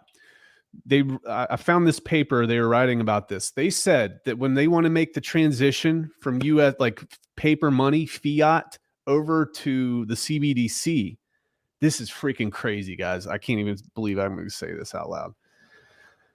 If you are a person, be nice with your verbiage for the algo, if you don't mind. Yeah, I'll be careful. If you are a person who makes over a certain amount of money and they're transitioning from the dollar, the fiat dollar, to the CBDC, they're going to do, let's just call it an airdrop for lack of a better term so we understand. They're going to airdrop you CBDC coins. But if you make over a certain amount, they might only airdrop you 75 cents on the dollar. 75. If you own $1 million in the bank, they're only going to airdrop you 75 cents on the dollar because they want it to be equitable. Well, where's the other part of that? Let's maybe they consider you marginalized. Maybe you're a minority. Maybe the government considers you to be LGBTQ plus, whatever the case may be. Instead of airdropping you $1, they're going to airdrop you $1.20 per dollar that you owe. They are going to take this opportunity to redistribute wealth in that way. They're going to give you more if you're considered marginalized. Those guys can't hold their wealth. I could get 1 penny compared to their dollar, and that's the whole point. Why would they do that? What's makes the no point? Sense. It's just going to cause more hyper spending to the rich. What happens? What happens when that happens? Like if you take all the money around the world and you spread it evenly to every human across the globe, you know what happens over the course of the next 5, 10, 20, 30 years? Right back, we'd be in the same spot. Correct. The people think that socialism solves these things. You name me a socialistic society that exists today or has existed in the past 150 years, or Marx and Engels did this in the late 1800s. Name me one society of socialism that had a middle class. Doesn't exist. On a long enough time horizon, it separates again into people that have a lot of money and people that don't. Now, why is that? It's because it's not being poor is not a symptom of capitalism or socialism. It's human behavior. It's decisions that drive whether or not somebody's successful. And you cannot legislate that type of outcome. They want equality of outcome, and that's impossible. Give people opportunity, equal opportunity, fine, but you can't legislate outcome, and it's not fair. And that's what they're trying to do with this, because they're so freaking brainwashed. They're not students of history, and it's disgusting. Divine Marine Audio asks or says they can also add time frame to increase or decrease velocity. Do you know what that means, or can you give me perspective on that one? Let me see if I can find that one. Here it is. Add time frame to increase or decrease velocity. I guess velocity of money. I don't know exactly what he's saying, but it probably has something to do with the fact that the money is programmable. So you could be like, hey, here's a $10,000, but it needs to be gone by the end of 90 days or something kind of thing. Yeah, it's something like that. I mean, it's do whatever you such like. Yeah. it's like in the video that I'm doing, I describe it as the infinity stone, the infinity glove of finance. They're going to be able to do anything they want to you. They're going to be able to track everything that you do. If they do away with paper money, how are you going to transact? It's just going to force people to real cryptocurrency more and more and more and more. And I think these guys are way over their head. I think they don't understand what they're doing, but it's going to be weird, man. It's going to be real weird. And they're expecting this legislation to be drafted by all the departments here in the next 2 or 3 months. And this is quietly happening behind the scenes. But I'll tell you, to tie this all back, that search engine stuff that you were showing me just now, I think it has a lot to do with these cryptocurrencies that are being created for all these countries across the world, in my opinion. I have another thing I want to share with you. Please. Yeah. Pull it up. And this is in regards to Real quick before he site- pulls it up, just one sec. Guys, I dropped the Telegram link in there. Also, Kyler, always like to say hi to Kyler. Y'all have a good morning. Quick tap in, send the love, hit that like. Happy Friday. Kyler, if you're doing some sort of a audition today over in Hollywood, I hope you do. I hope you smash it. Good to see Kyler always. 130 pounds of muscle, about to be 135 pounds of muscle soon. Yeah. Okay, so this site, I used to read, and I still do read medical literature, and one of the ways that I find a database for research papers to look into is a site NCBI, right? And there's PubMed on there, Yep. and you can search. And when you search, there's a little graphic comes up on the side and it tells you the number of papers that are released per year, right? So you get an idea of like when something might have been interesting, right? Because something happens in the news and then people start to research it. And these are like universities that are funded by government grants and stuff, or corporations that are funding research, like drug companies, stuff like that, right? Mm-hmm. Well, let me pull this up. I did this for crypto, right? Because there's crypto research. And if I zoom in on here, it like makes it go away, I think. I think it's good. I think you're good right there. Okay. Can you guys still? It's perfect. It's perfect. It's perfect. Okay. So check out this graph on the side. This is what an exponential curve looks like. Mm-hmm. And that there's barely any activity in terms of research papers coming out back in the day that had crypto in the title or in the body of the text, right? And we can see that there's a massive increase, right? What you were literally just saying ties exactly into this, because governments around the world there's certain portions of the government that are trying to understand crypto. And this is going to increase because they're going to try to come out with their own crypto. And this is going to continue to explode. Imagine what happens in 2023, 2024. We're already at 16 research papers that have come out in 2022. We're towards the end of April. So if you figure this times 4 or times 3, right, you're going to be at an increase. And that's assuming that the velocity of papers coming out throughout this year are not increasing. This is astonishing. And what are your thoughts on this? So what do you think about, see how like there's a new low, right? Like the low here is on this. I see it going. Sam, I'm not going to lie. I see this baby going sideways for a while. What do you think though? Because the new sideways is going to be substantially higher in terms of search volume, because I don't think it's going to stay about where it's at. I think, but I don't think these numbers have. I think this is education. I think that this is has not even been into the prices. So I think something we're not talking about too is like your history with research papers, right? Like, so a lot of people in this community won't know as much about research papers in general than Sam, because he's so into bodybuilding research papers.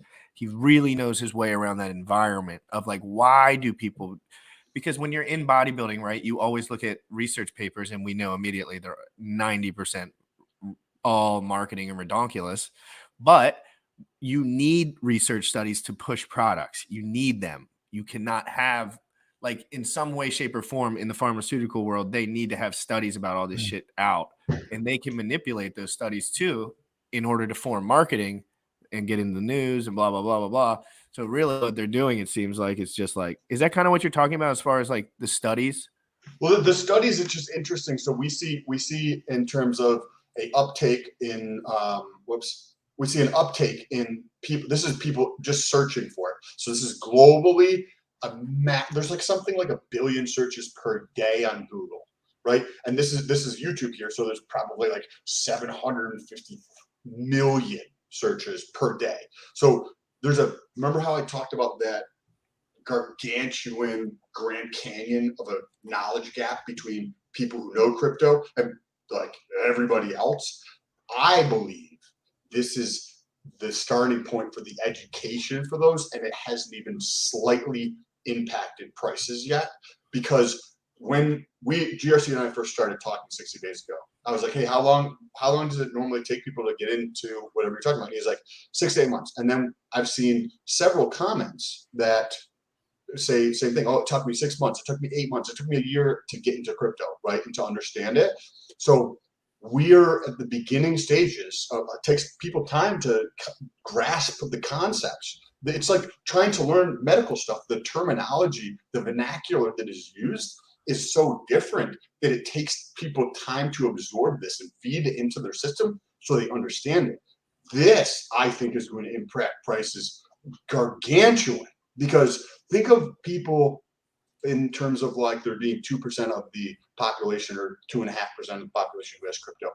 And of that 2.5% of the population that has crypto, maybe 5% or 10% have any fucking clue what's going on, right? Now, if there's an increase in the number of people getting into crypto, this is going to be massive. Like the next bull run is going to be stupid because of the increase. We see the same thing for the research papers. That's on the government side of things. That's on the university side of things. That's on the legacy side of things. The legacy side of the world, research papers, those type of people are going to be going into crypto, and big amounts of money are going to be dumping into crypto. I'm excited. That's why, guys, it's so important, because guess who's going right with them? YouTube. You know what? Like, let's not beat around the bush here. You think YouTube's coming with us or coming with them? Hate to say it out loud, YT, but you sold out a long time ago. Here's the thing: if you're we a need person, another platform, don't we? Because dude, YouTube is education nowadays, right? Well, what's going to happen with Twitter? What's going to happen with Elon? That's And, true. you know, anything could happen at this point, right? You don't know. Now, here's the thing: to speak to you, Sam, about this. Total assets under management in the United States, investments, etc., like about 100 trillion. The last time I looked, I think it was like 95 trillion in 2018, 2019. 95 trillion, folks. Listen to what he's saying. 95 trillion. Now, give perspective to how big the crypto market is. The crypto market cap over the past year or so has been ranging between a trillion and 2 or 3 trillion, right? So what's happening on a macro level right now? Well, we have the inflationary winds of time are blowing hard against us, and it looks like that's going to be happening for a long time. So if you're a person that's holding a lot of money, okay, you might be holding it in cash, you might be holding it in stocks or bonds, etc. This is not something that's sustainable for you. So you want to move these things over into assets that appreciate against the dollar. If there's 100 trillion out there, you might want to consider moving it into something like Hex, or really any crappy crypto out there is going to yield much better than what's happening right now against the US dollar. You know, this in Why about haven't they 10 made the years, turn yet? Why are they doing it on the low already? They have to be. There has to be actually smart guys at the top of some of that shit. Like, I know there are the people. people. The big money is the big money. Yeah, has that's what been I'm doing saying. it So for a while. where are they at? And when are they going to start paying for buying out some of the biggest dudes in crypto too, to work for them for whatever reason, right? Like, because that happens too, right? The ETFs, right? The ETFs that are going to be offered to allow standard Joes access to crypto in their portfolio. Like, you can do that now, but to a broad level, a broad scale. In my opinion, I think that they're waiting for the CBDC coin to be created and released. And here's why. If you look at stable coin volume on decentralized exchanges, it accounts for 75 to 80% of all volume. All right. Now, why is that important? That means that the government associates stable coins and DeFi with basically the backbone of crypto at large. So I think what they're going to do, they're going to try to attack USDT. They're going to try to attack USDC. They're going to try to attack stable coins, and they're going to take their CBDC coin and inject it into the system and force everybody to use that instead. Now, what advantages do they have? First off, they're going to get the fees. Second off, they're going to be able to track 80% of the transactions out there. So I think that they're waiting to approve these ETFs in a big way.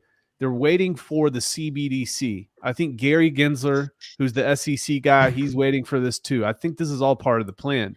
They're going to attack stable coins, and they're going to use the CBDC to replace what's out there, or at least try to delegitimize what we have going on right now. That's my opinion. But Wales Only is in the chat. He might agree or disagree with that. I don't know. He's smarter than I am. It's very, very interesting. And like, given that, like, I learned about crypto in terms of heard about crypto, even though I didn't get into it or pay attention to it even the slightest, back in 2013. And then it was just like outside my mind, never even looked at it. I was just like, oh, Bitcoin's a thing. Like, didn't understand what it was or anything. And that's like 10 years ago at this point. So in my mind, I'm like, oh man, I'm already late to the game. But in reality, we are so early. Like this, what is that? 45x in terms of if there's about 100 trillion of assets, right? Managed legacy, and 2 trillion, say, right? That's 45 times the amount in legacy that needs to be poured into crypto over the next decade, 2 decades, 3 decades. Can you imagine what that would do to the crypto market cap of Hex or Pulse Chain?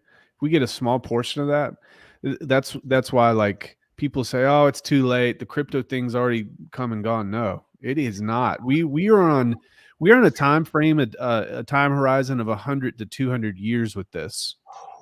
We're only 10 to 12 years, 10, 13 years in right now.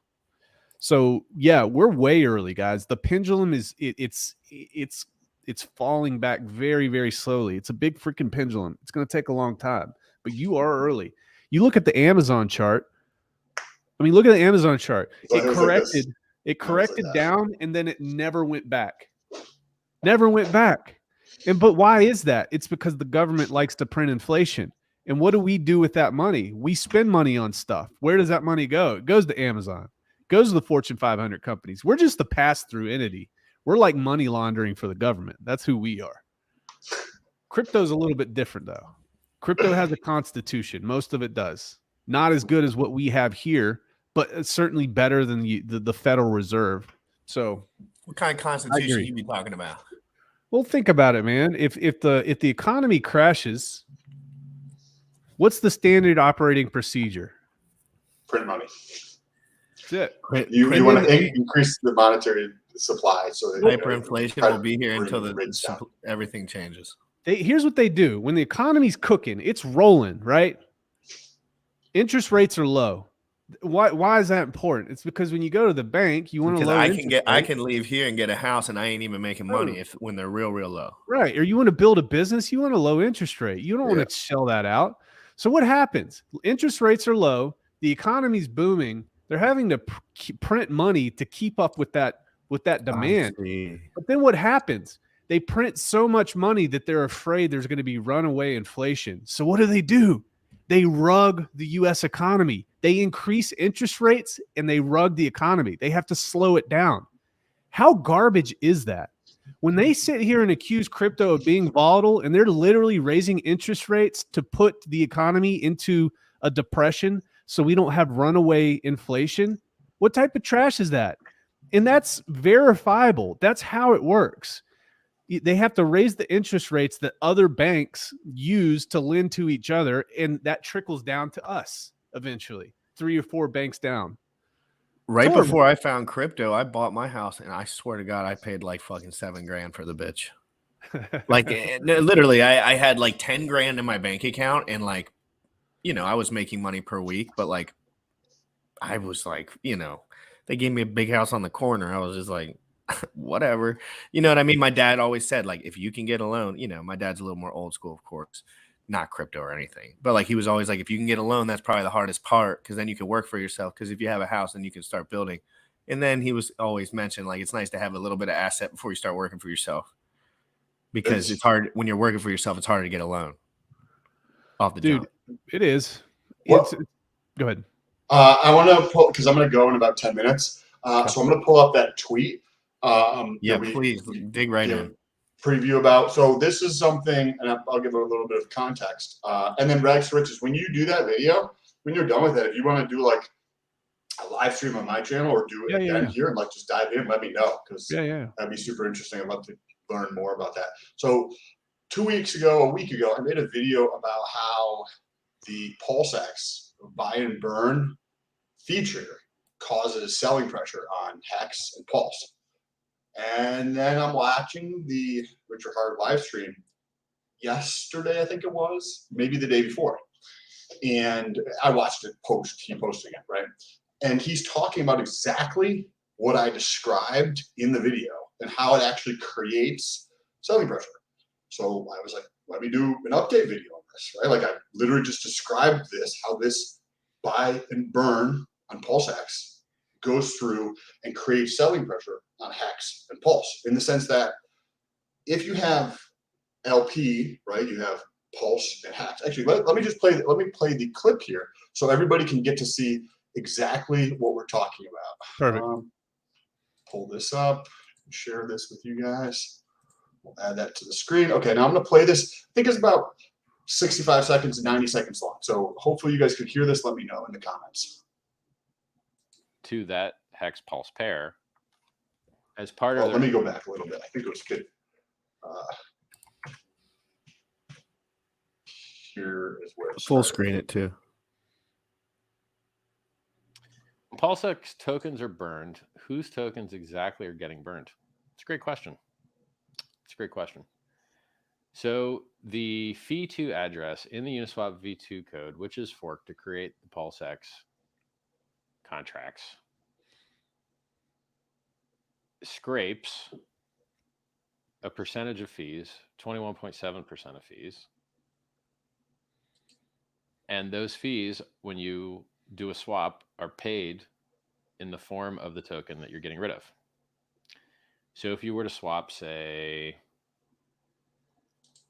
Pulse for Hex, then the contract would scrape some of the Pulse. And if you were to swap Hex for Pulse, it would scrape some of the Hex. Then when someone adds or removes liquidity to that Hex Pulse pair, as part of their add or remove function, that person pays to send the scraped tokens to the Fee2 address. And so the Fee2 address acquires over time, as people add and remove liquidity from the LP, 21.7% of the fees, and the fees are whichever pair was gotten rid of to get the other side of the pair. And so the tokens that are being burnt, and so what happens is now anyone can run a contract which then uses those scraped Fee2 address paid fee percentages, and then buys Pulse X with those, so the inputs are the scraped fees from those other coins, and then it trades them for Pulse X. Okay, so just to give a recap of what we just talked about there. So in case anybody was like, what the fuck is going on here? As an LP provider, so you're providing liquidity, say between Pulse and Hex. When somebody's like, hey, I have Pulse and I want to switch to Hex, they pay a 0.29% fee on Pulse X. 21.7% of that fee just sits there, and that's going when somebody pulls money out or adds money to that pool of Pulse X and Hex. They pay for the transaction to move those coins that have been collecting there to a Fee2 address, which then somebody can run a function, which then it takes the coins in there in that address and it swaps them into Pulse X to burn them. So we're earning fees in Pulse, we're earning fees in Hex. So when somebody runs that function, what do they have to do? Sell Hex, sell Pulse. So this feature creates selling pressure on Pulse and Pulse X. Now, this is where I made another video updating this yesterday. Hopefully you can see this. I'll pull it up once you're all the way there. Okay, there you go. Here's the tweet. Okay, here we. So this is what I posted over here on Twitter. I was like, anyone watch the Richard Hart stream where he confirmed what I had said last week, that Pulse X buy and burn will create selling pressure on Hex and Pulse. Full video with RH clip, right? And I just, what we literally just watched, right? And I posted this at 15 hours ago. Like within 5 minutes of posting this, Richard Hart actually goes on and says this: fees are generated when someone sells 100% of a thing in a trade for something else. 0.06% of that total already dumped sale is sent to a buy and burn. How much bigger is the 100% already sold than the tiny 0.06%? And so then I ask a clarifying question here, because I'm like, oh, 6%. You in the video you said 21.7%. He's talking about the 6% of the total fee amount, right? So, and I was like, 21% is what you said in the video, right? And he said 0.06% is 21% of that fee. The total here, fee, right? So then I was like, all you're doing is confirming what I said, though. The swap is selling the buy. The buy and burn doesn't happen when it happens. Then it happens when the LP is added or removed, which creates additional selling pressure. No. So this is where I'm like, oh, he seems to have gotten a little butthurt, or like, you guys can let me know what your thoughts are, right? This was my perception when I read it, right? Get the UFC cage ready, Richard. Let's train, brother. Let's go. So he's like, no. Nah, we're joking, guys. Obviously, no hate to Richard Hart at all. By me, at least, like this dude's. Oh, correct. I'm just the fact that this guy is going out of his way to message random people like me and Sam online about our questions is ungodly amount of respect by me. Just for that alone, nobody does that. Correct. Nobody does that. And there's reasons. You know how Richard Hart talks about being memeable, or like some of the fancy shit he buys just because people are interested in that shit. Well, there's also reasons I use certain language, like creating selling pressure, right? Because then people are, oh my god, like, I'm fucking scared. Like, what is going on? Like, I just put all this money into Pulse X or Pulse, and this dude's talking about how it's creating selling pressure automatically, like, because it's sensationalized, but it's also accurate to a certain extent, right? So he goes on to say, no, it's just staggering the total sale from 100% instant to 0.94% instant and 0.06% on the buy and burn. The total sell is the same size as the buy, the guy that sold, causing it in the first place.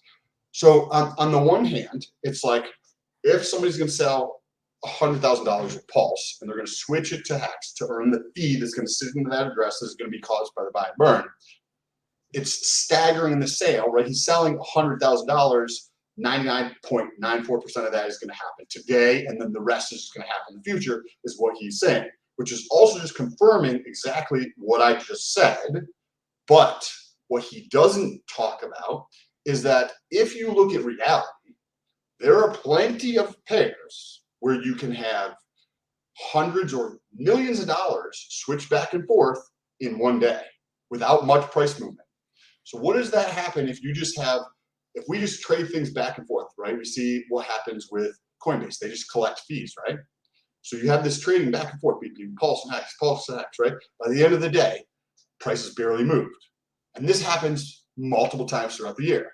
What does that do? Well, that just creates fees in Hex and Pulse that at some later point, when people add or remove from the LP pool, goes to selling Hex, selling Pulse, and purchasing Pulse X. So, what I was alluding to Sam, because he talks to me like he tweets all the time. So it was very normal to me everything he was saying. It was just specific asking for. But the only thing that I was telling Sam is, which he didn't have to there's no reason to mention this in his argument. It had nothing to do with this, is that yes, that could be negligible completely for the long-term or even short-term price action but it's the trigger word, right? So we're talking about sell pressure in crypto, which is like a well, there's sell pressure, even though if anyone that knows about crypto knows deflationary coins fail all the time, inflationary coins fail all the time. Some deflationary coins don't fail, some inflationary coins fail. So really, it's just more so about the verbiage used and Sam understanding like some of the nuanced verbiage rather than like nobody understanding that Pulse is going to the moon, right? Like it could be negligible. It could also not be, but that's not really the point. The point is just the physical sell pressure. That is just a physical truth. Correct. The magnitude of the effect, right? So what we're talking about, what I just described, might be trivial. It might be very, very trivial amount. That does not say what I'm saying is inaccurate. That is 100% accurate. It could be a small effect. Or what if it's $1.2 billion a day in trading volume? Well, let me ask you this, Sam. Let me just ask you this. So I'm going to ask you, so based on what you're thinking, what are the processes here to eventually get to be able to buy and burn this token?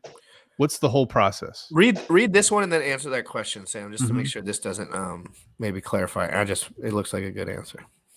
I think what RH is saying is that 100% of the sale is already being sold, yes, and that the magnitude of that is much greater than 0.06% and is used for the buy and burn. 0.06% is used for the buy and burn. It is not additional selling pressure. It's part of the original sell pressure. However, what we just described is different. Yeah, it is different. So all but 0.06% is immediate sell.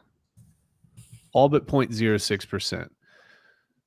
The token that you're selling for, let's say it's Pulse, a portion of that is going to be put away in a liquidity pool and you swap it. And then when somebody swaps Pulse for PulseX in the future, the rest of that's going to be sent to the buy and burn. So then the question really is, like you said, Sam, is it going to be a significant effect? What magnitude?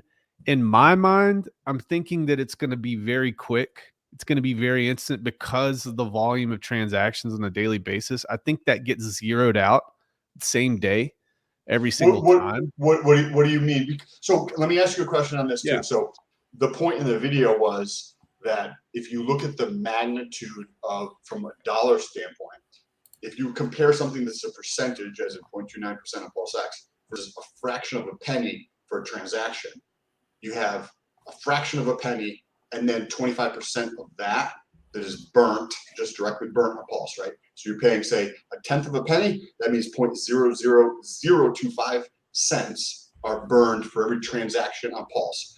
If you look at on PulseX, you have a $10,000 thing of a transaction, and you have 20.29% that is burnt, are the cost of that, and 21.7% of that comes out to be about $29 that goes to the buy and burn.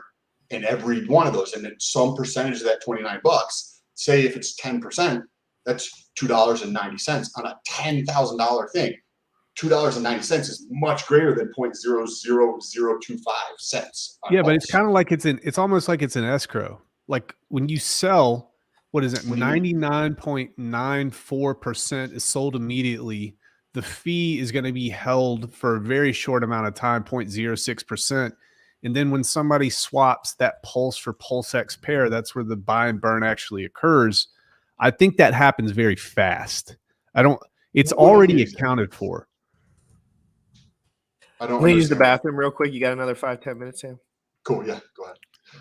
What do you mean exactly when you say? go back to the video where he's talking about, let's say we want to sell Hex for Pulse. I think he was saying Hex for Pulse, and then we'll break it down from there.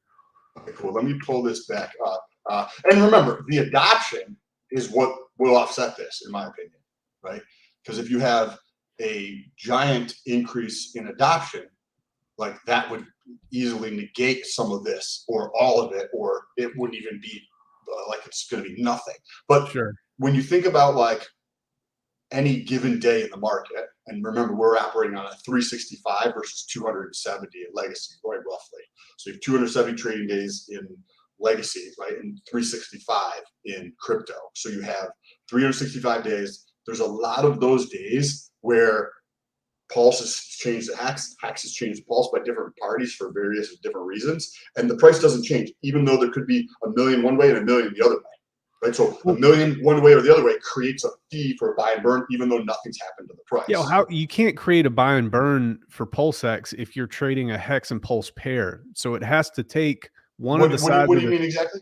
Well, think about this. How are you going to burn PulseX if PulseX isn't going to be a part of the transaction?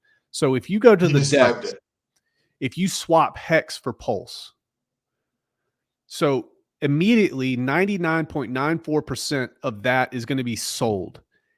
The one that you're swapping for is going to be put into quote unquote escrow until somebody comes into the liquidity pool and swaps, for example, that Pulse that you just swapped for Hex or whatever. That Pulse has to interact with Pulse X. So you have to have that other transaction to be able to take that Pulse X and burn it. So nobody else has. It would be when liquidity is added or removed. Yes.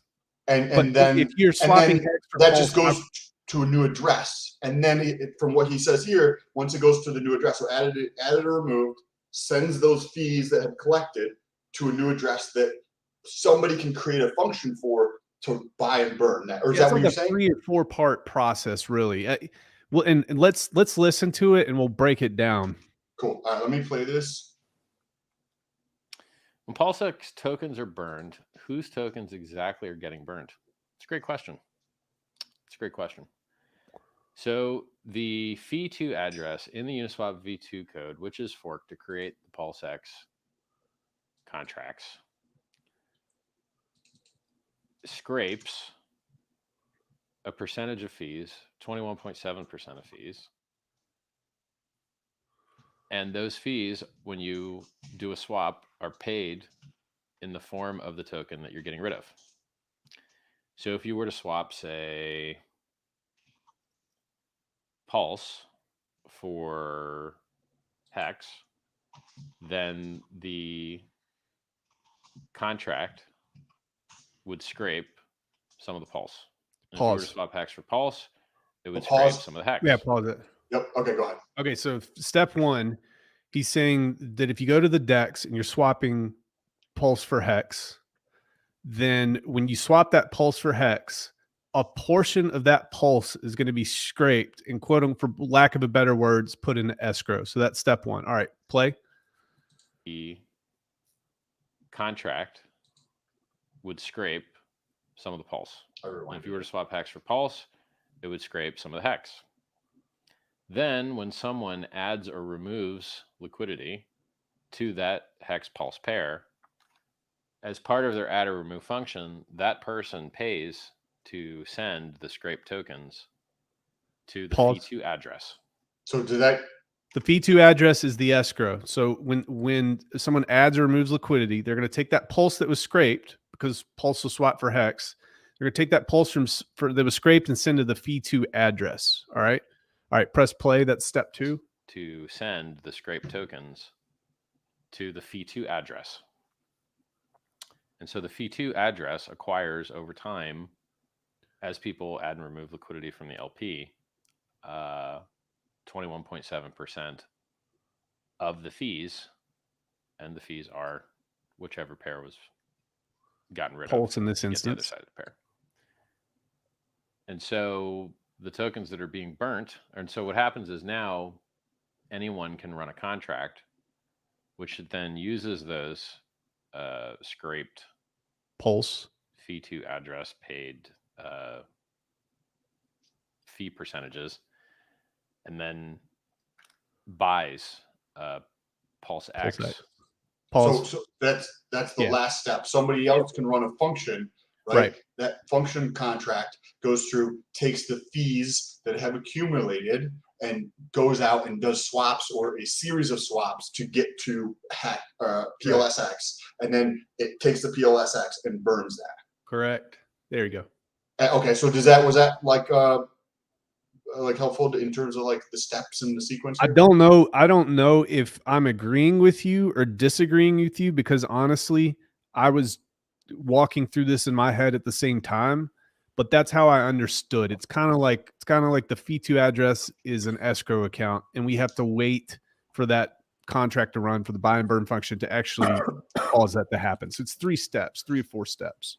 I don't know if that helps you out. It definitely helped me out. Yeah, that's why I did the video, because I was like, oh wow, he's explaining exactly what I talked about in the video. Now, So here's the thing. So you're saying that in those 3 steps, let me think. So we swap Pulse for Hex. Pulse goes to the Fee2 address, and it's not sold per se. Yet. Well, it is sold technically, I guess. And then, but it realigns itself very quick. So the question is, how long does that stay in that address? And I don't think it stays there very long. I think these are, like I said, millions. It's going to zero itself out every day at some point. So I agree. It could happen daily. It might happen every couple of days, depending on how quickly LP is removed and added to pools, right? And then how quickly somebody presses or pays for the function to have the to address that's holding the fees to buy and burn those. Like those are going to be multiple steps. Could happen multiple times per day, right? We don't have this information. I don't know. I agree with you that it could be every day or multiple times per day. But when you look at what happens in the market, so you have to, when you think of a game theory, right? There's like single series games, and then there's like multi-series games. So you have a multi-series game, which just is like a sequence of things happen over time, right? Versus like a single event. So if you're like Hex Pulse, you take $1 million over here, you switch it over to here, a portion of those fees go through this process to conceptualize what's happening, right? So you have 21% of the fee sits there. Somebody adds some money to it. They're paying to move that to the to address. Then somebody else pays, and they take that money that was there, and it goes and swaps that Pulse for the Pulse X, right? Mm-hmm. So that drives up the price of Pulse X, or the demand for Pulse X, right? And decreases the Pulse. Maybe just a trivial amount. However, when you look at 365 days a year, there's going to be plenty of days where you have money flow through this way, and then you have from other parties, and they flow through this way. So there's going to have back and forth, because everybody has an independent economic interest of what they want to do. So if you have just in this example, Pulse and Hex, but remember, Pulse is going to be a side for a bunch of other pairs. It can't accumulate though. That's the thing. Because I think you think accumulate as in multiple days, weeks, or months. Think of accumulate as in if it's run 10 times a day. Okay. No, I'm talking about, here's the thing.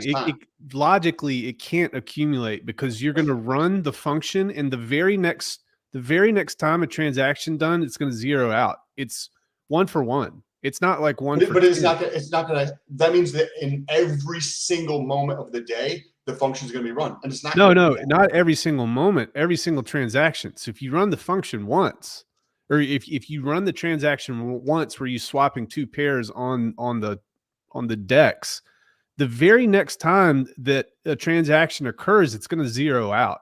But it's only going to happen if money is added or removed. If money is added or removed 10 times a day. I'm saying, we're assuming that there's going to be more than one transaction a day. If there's 1 million transactions, when you say transactions, mm-hmm. Are you referring to a transaction of swapping? Are you referring to a transaction of money being added or removed? Are you referring to the function of paying to buy and burn? I'm referring to, if we're taking Pulse, for example, it goes to the Fee2 address. I'm assuming that a transaction will occur in the liquidity pool of Pulse X to Pulse at more than one time a day. That's what I'm saying. Meaning there's going to be an added and removed from the liquidity pool. Is that what you're saying? Yeah. The buy and burn function will occur after the first transaction occurs, Hex or Pulse to Hex. Pulse gets scraped, goes to the Fee2 address, and I'm assuming that in 1 day's time frame, there will be more than one transaction in the Pulse to Pulse X liquidity pool that will trigger that buy and burn. Okay, so what if I understand you correctly? Please, interrupt me if I don't understand. So what you're saying is there's going to be, obviously, on the swap section of transactions, there's going to be plenty of swap transactions, Hex, Pulse, Pulse Hex, etc. Right? That's going to generate fees. What you're saying, if I'm understanding you correctly, is that there's going to be liquidity moving in and out of the pair, that pool, Hex Pulse, on a daily basis, maybe 3 times a day, maybe 14 times a day. We don't know. Would that be accurate so far? I would say millions of times a day, or hundreds of thousands of times. You think people are going to be adding and removing from liquidity, like 100,000 times a day? Well, if we're talking about Pulse, for example, that's a primary pair. 100, maybe thousands. Let's just say more than one. That's all we have to say. More than once a day. Okay, perfect. So say if it's 100 times a day. Yeah. Right? And say on average it happens whatever that 24-hour period is, divide that into sections, and just for simplicity's sake, we'll just say it happens every, 26 seconds or whatever the case is. Sure. During that 26 seconds, the swap is going to have more transactions. So if we're saying there's 1,000 transactions LP to like withdraw or add, then there's probably going to be a magnitude more transactions from Pulse tax, right? Because that's going to be what most people do. Most people are not providing LP. So then during that 26 seconds, there's a accumulation of fees, right? So during that 26 seconds, there's an accumulation of fees.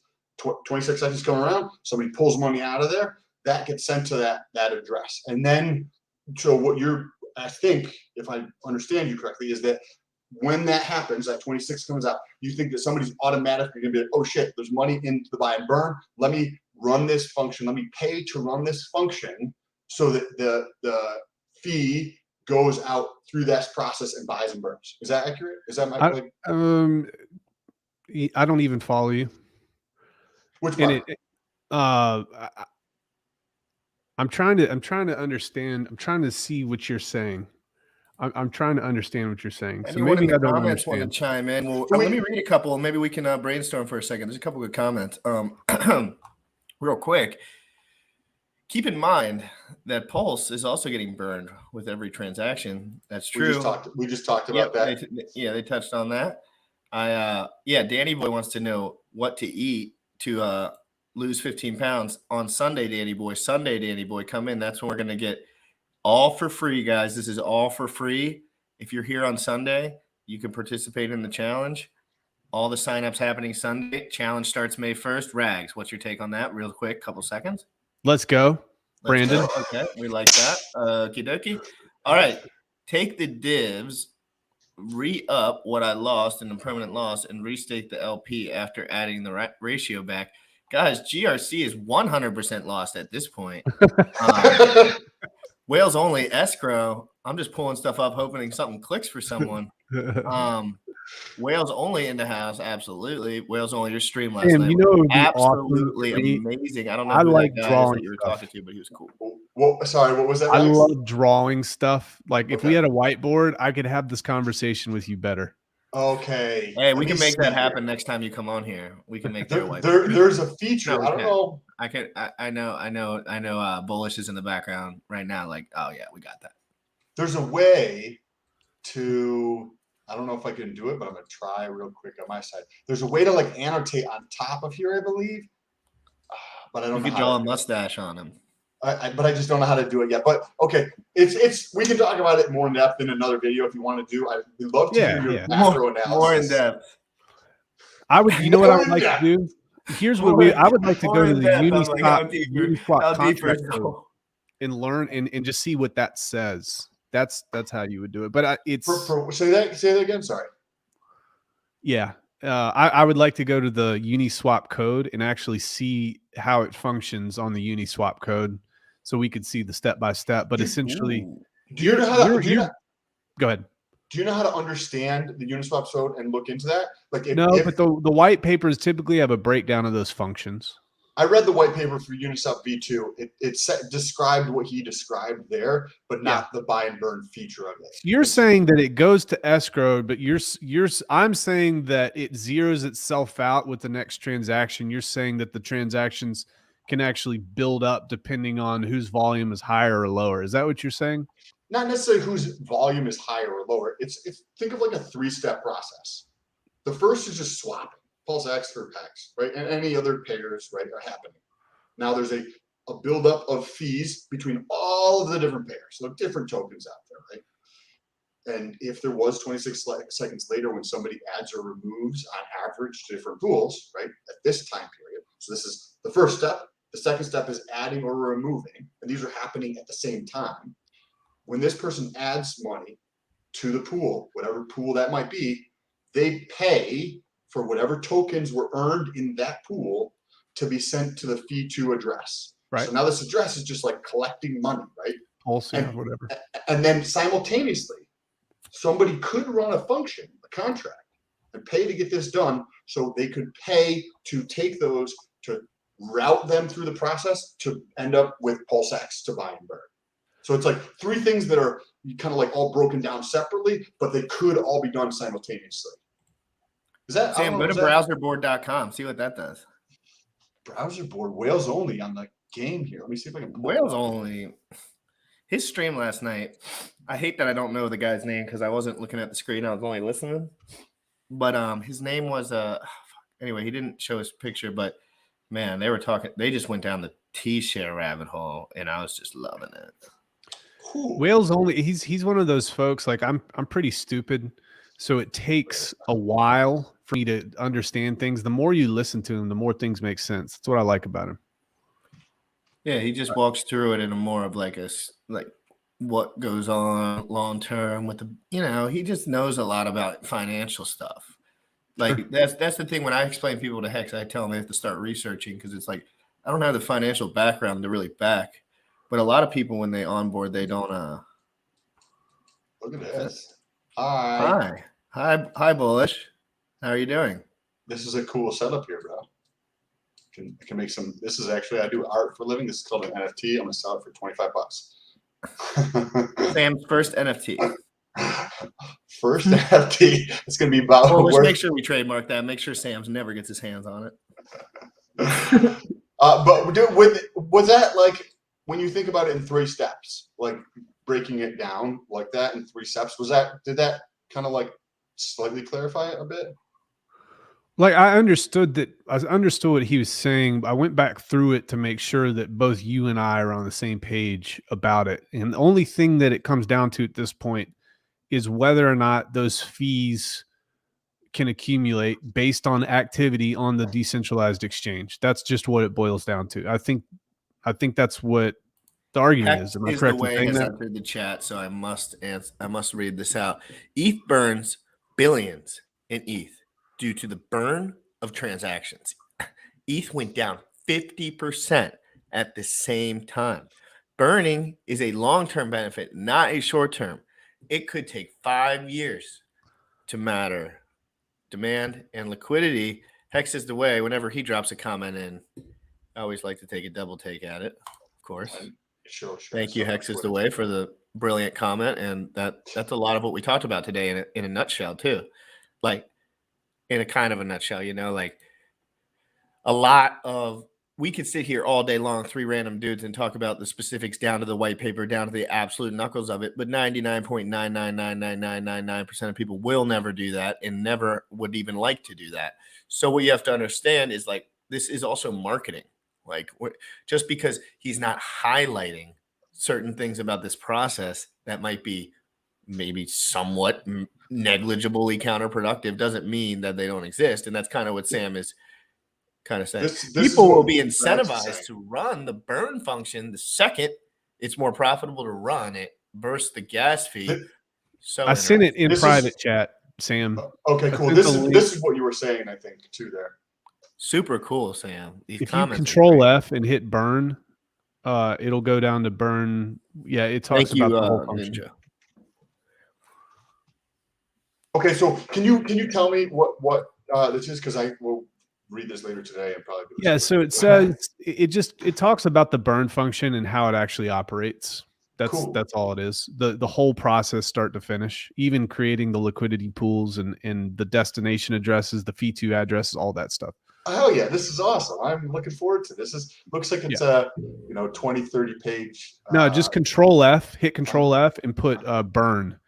And and then you can go down to, I think it says burn wrapped ETH, burn WETH, and then it'll talk all about it. Or you can put remove liquidity, Control F, remove liquidity. Guys, I dropped a poll in there before we get off. Please answer the poll. Is Sam a robot? I really want to know. He's not going to admit it on stream. Maybe in the green room. But is Sam Stolt actually robotic. It Don't ask that question in front of Trap Gravity, dude. Well, Trap Gravity is actually good texture.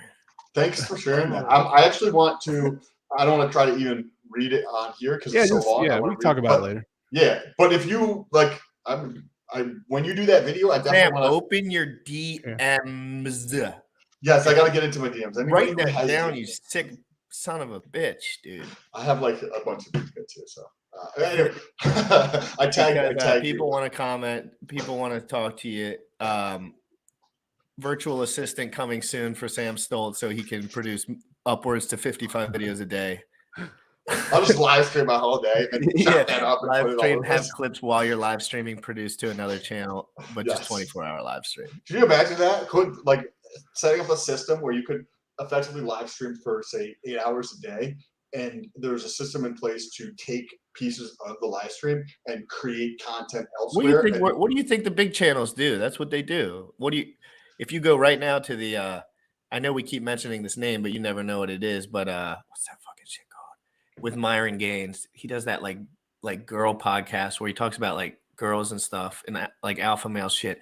Really popular. Kareem was on it the other day, has like 1 million+ subs. Channels like that. He said the name Fresh. Is that the Fresh and Fit? Fresh and Fit. That's right. It's Fresh and Fit. Myron Gaines was actually my personal trainer a few years back, believe it or not, which is kind of weird. But yeah, they just do lots of live streaming, clip it out, have a separate channel. The separate channel generally earns, well, I don't want to give all the alpha away, but it's pretty obvious to me. The separate channel with all the clips generally does better earnings wise, if that's what you're worried about. Because once people are popular and your clips are flying around, the algo just sucks it right up. Like, and they're bite sized. So you want a clips page where you can have your clip. Don't worry if the sub count's small. When Pulse Chain blows up, that's not going to matter. You need to be there with the page already and have it. I have a lot of time on my hands and guys helping me. So if anybody wants to help, hit me up in the DMs. I will definitely get to the DMs. Guys, I'm dropping the clips channel below. Please follow the clips channel. It's actually super dope. I'm getting into it real hard. I love the idea of the clips channel. I love how some of those random videos get sucked up into the algo, and it's teaching me a lot more. Like I was talking to Sam earlier about standalone videos and like what the algo kind of does with them, which is cool. But the content has to be kind of solid on those, or it doesn't really work. I gotta run. So please, if anyone wants to follow Sam Stolt, all of his stuff is below. He has a supplement company. He is a gym fanatic. His DMs are absolutely bogged down, and he'll never get back to you. But if you join the Telegram, you might catch him when he's in there at night. Join the Gym Rat Crypto Telegram. He'll answer a question in there too. We're working on his secretary's been on vacay for can't get over it. She's got all his seed words, and she won't come back. But anyway, guys, I want to say thank you to Rags. Rags, you've been there for me since the beginning. You are a pillar in this community as far as someone that is a leader, someone who is nice, a family person that you can put a product behind reasonably without feeling like some gym rats behind it, so my parents certainly appreciate it. Anyone, like, I give my parents all Heartbeats content, it's a little more relatable. It just is. Like, let's be honest. Like, if you have kids and shit, like, that's just a different kind of realm of thinking. But guys, I gotta go. Everyone have a wonderful day. Hold on, let's play this 13. If this was me, no, it's not me. And then I saw another guy asking about an influencer.